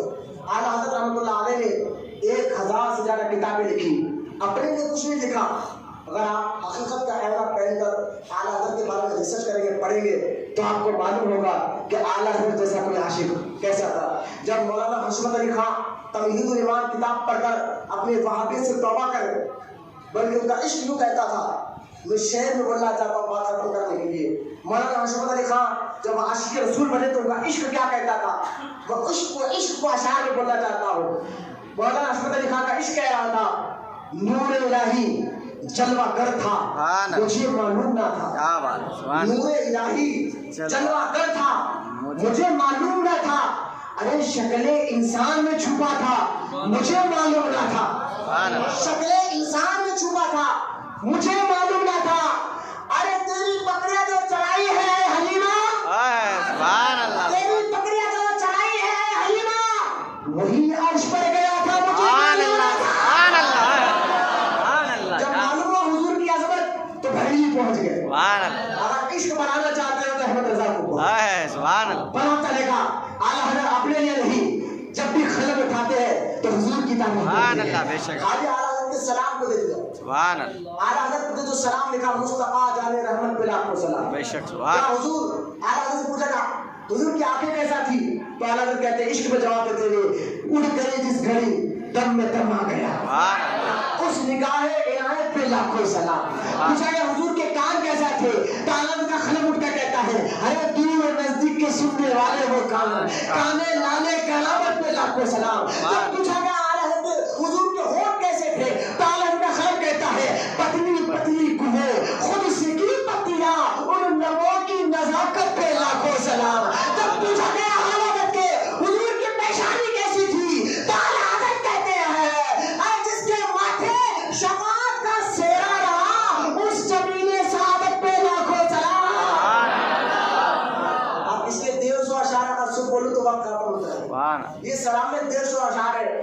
یہ اعلیٰ حضرت کا عشق. اعلیٰ حضرت پیغام دیتے ہیں، دشمن احمد پر شدت کیجئے، مریدوں کی کیا مرمت کیجئے. ارے خیز میں چل جائے بددینوں کے دل، یا رسول اللہ کی کثرت کیجئے، یا رسول اللہ کی کثرت کیجئے. جو 14 سال کی عمر میں مفتی بنا ہو، جو 35 سال کی عمر میں پیر نے خلافت دی ہو، اور جب 25 سال سے وہابیوں کے دانت کھٹے کر رہا ہو، اور کسی نے جواب اس کا بن آج تک بھی. اعلیٰ حضرت نے جو فتاوی رضویہ لکھا آج بھی چل رہا ہے، 30 جلدوں میں مارکیٹ میں ملتی ہے فتاوی رضویہ. آپ ضرور پڑھیں.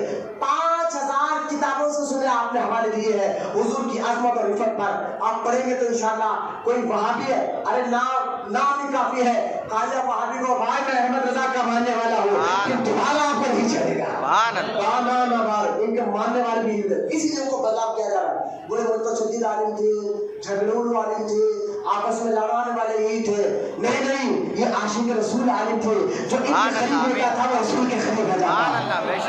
آج بھی ان کے نام میں اثر ہے. وقت ختم ہو گیا. انشاءاللہ 25 سفر کو اسی مہینے کی آپ جمعہ کا دن دنیا سے تشریف لے کر گئے، اور جب آپ تشریف لے کے گئے تو فلسطین ملک شام میں بزرگ سو رہے تھے. وہ ٹائم پر وہ بزرگ نے خواب میں دیکھا اللہ کے رسول کھڑے ہوئے جنت کے باہر.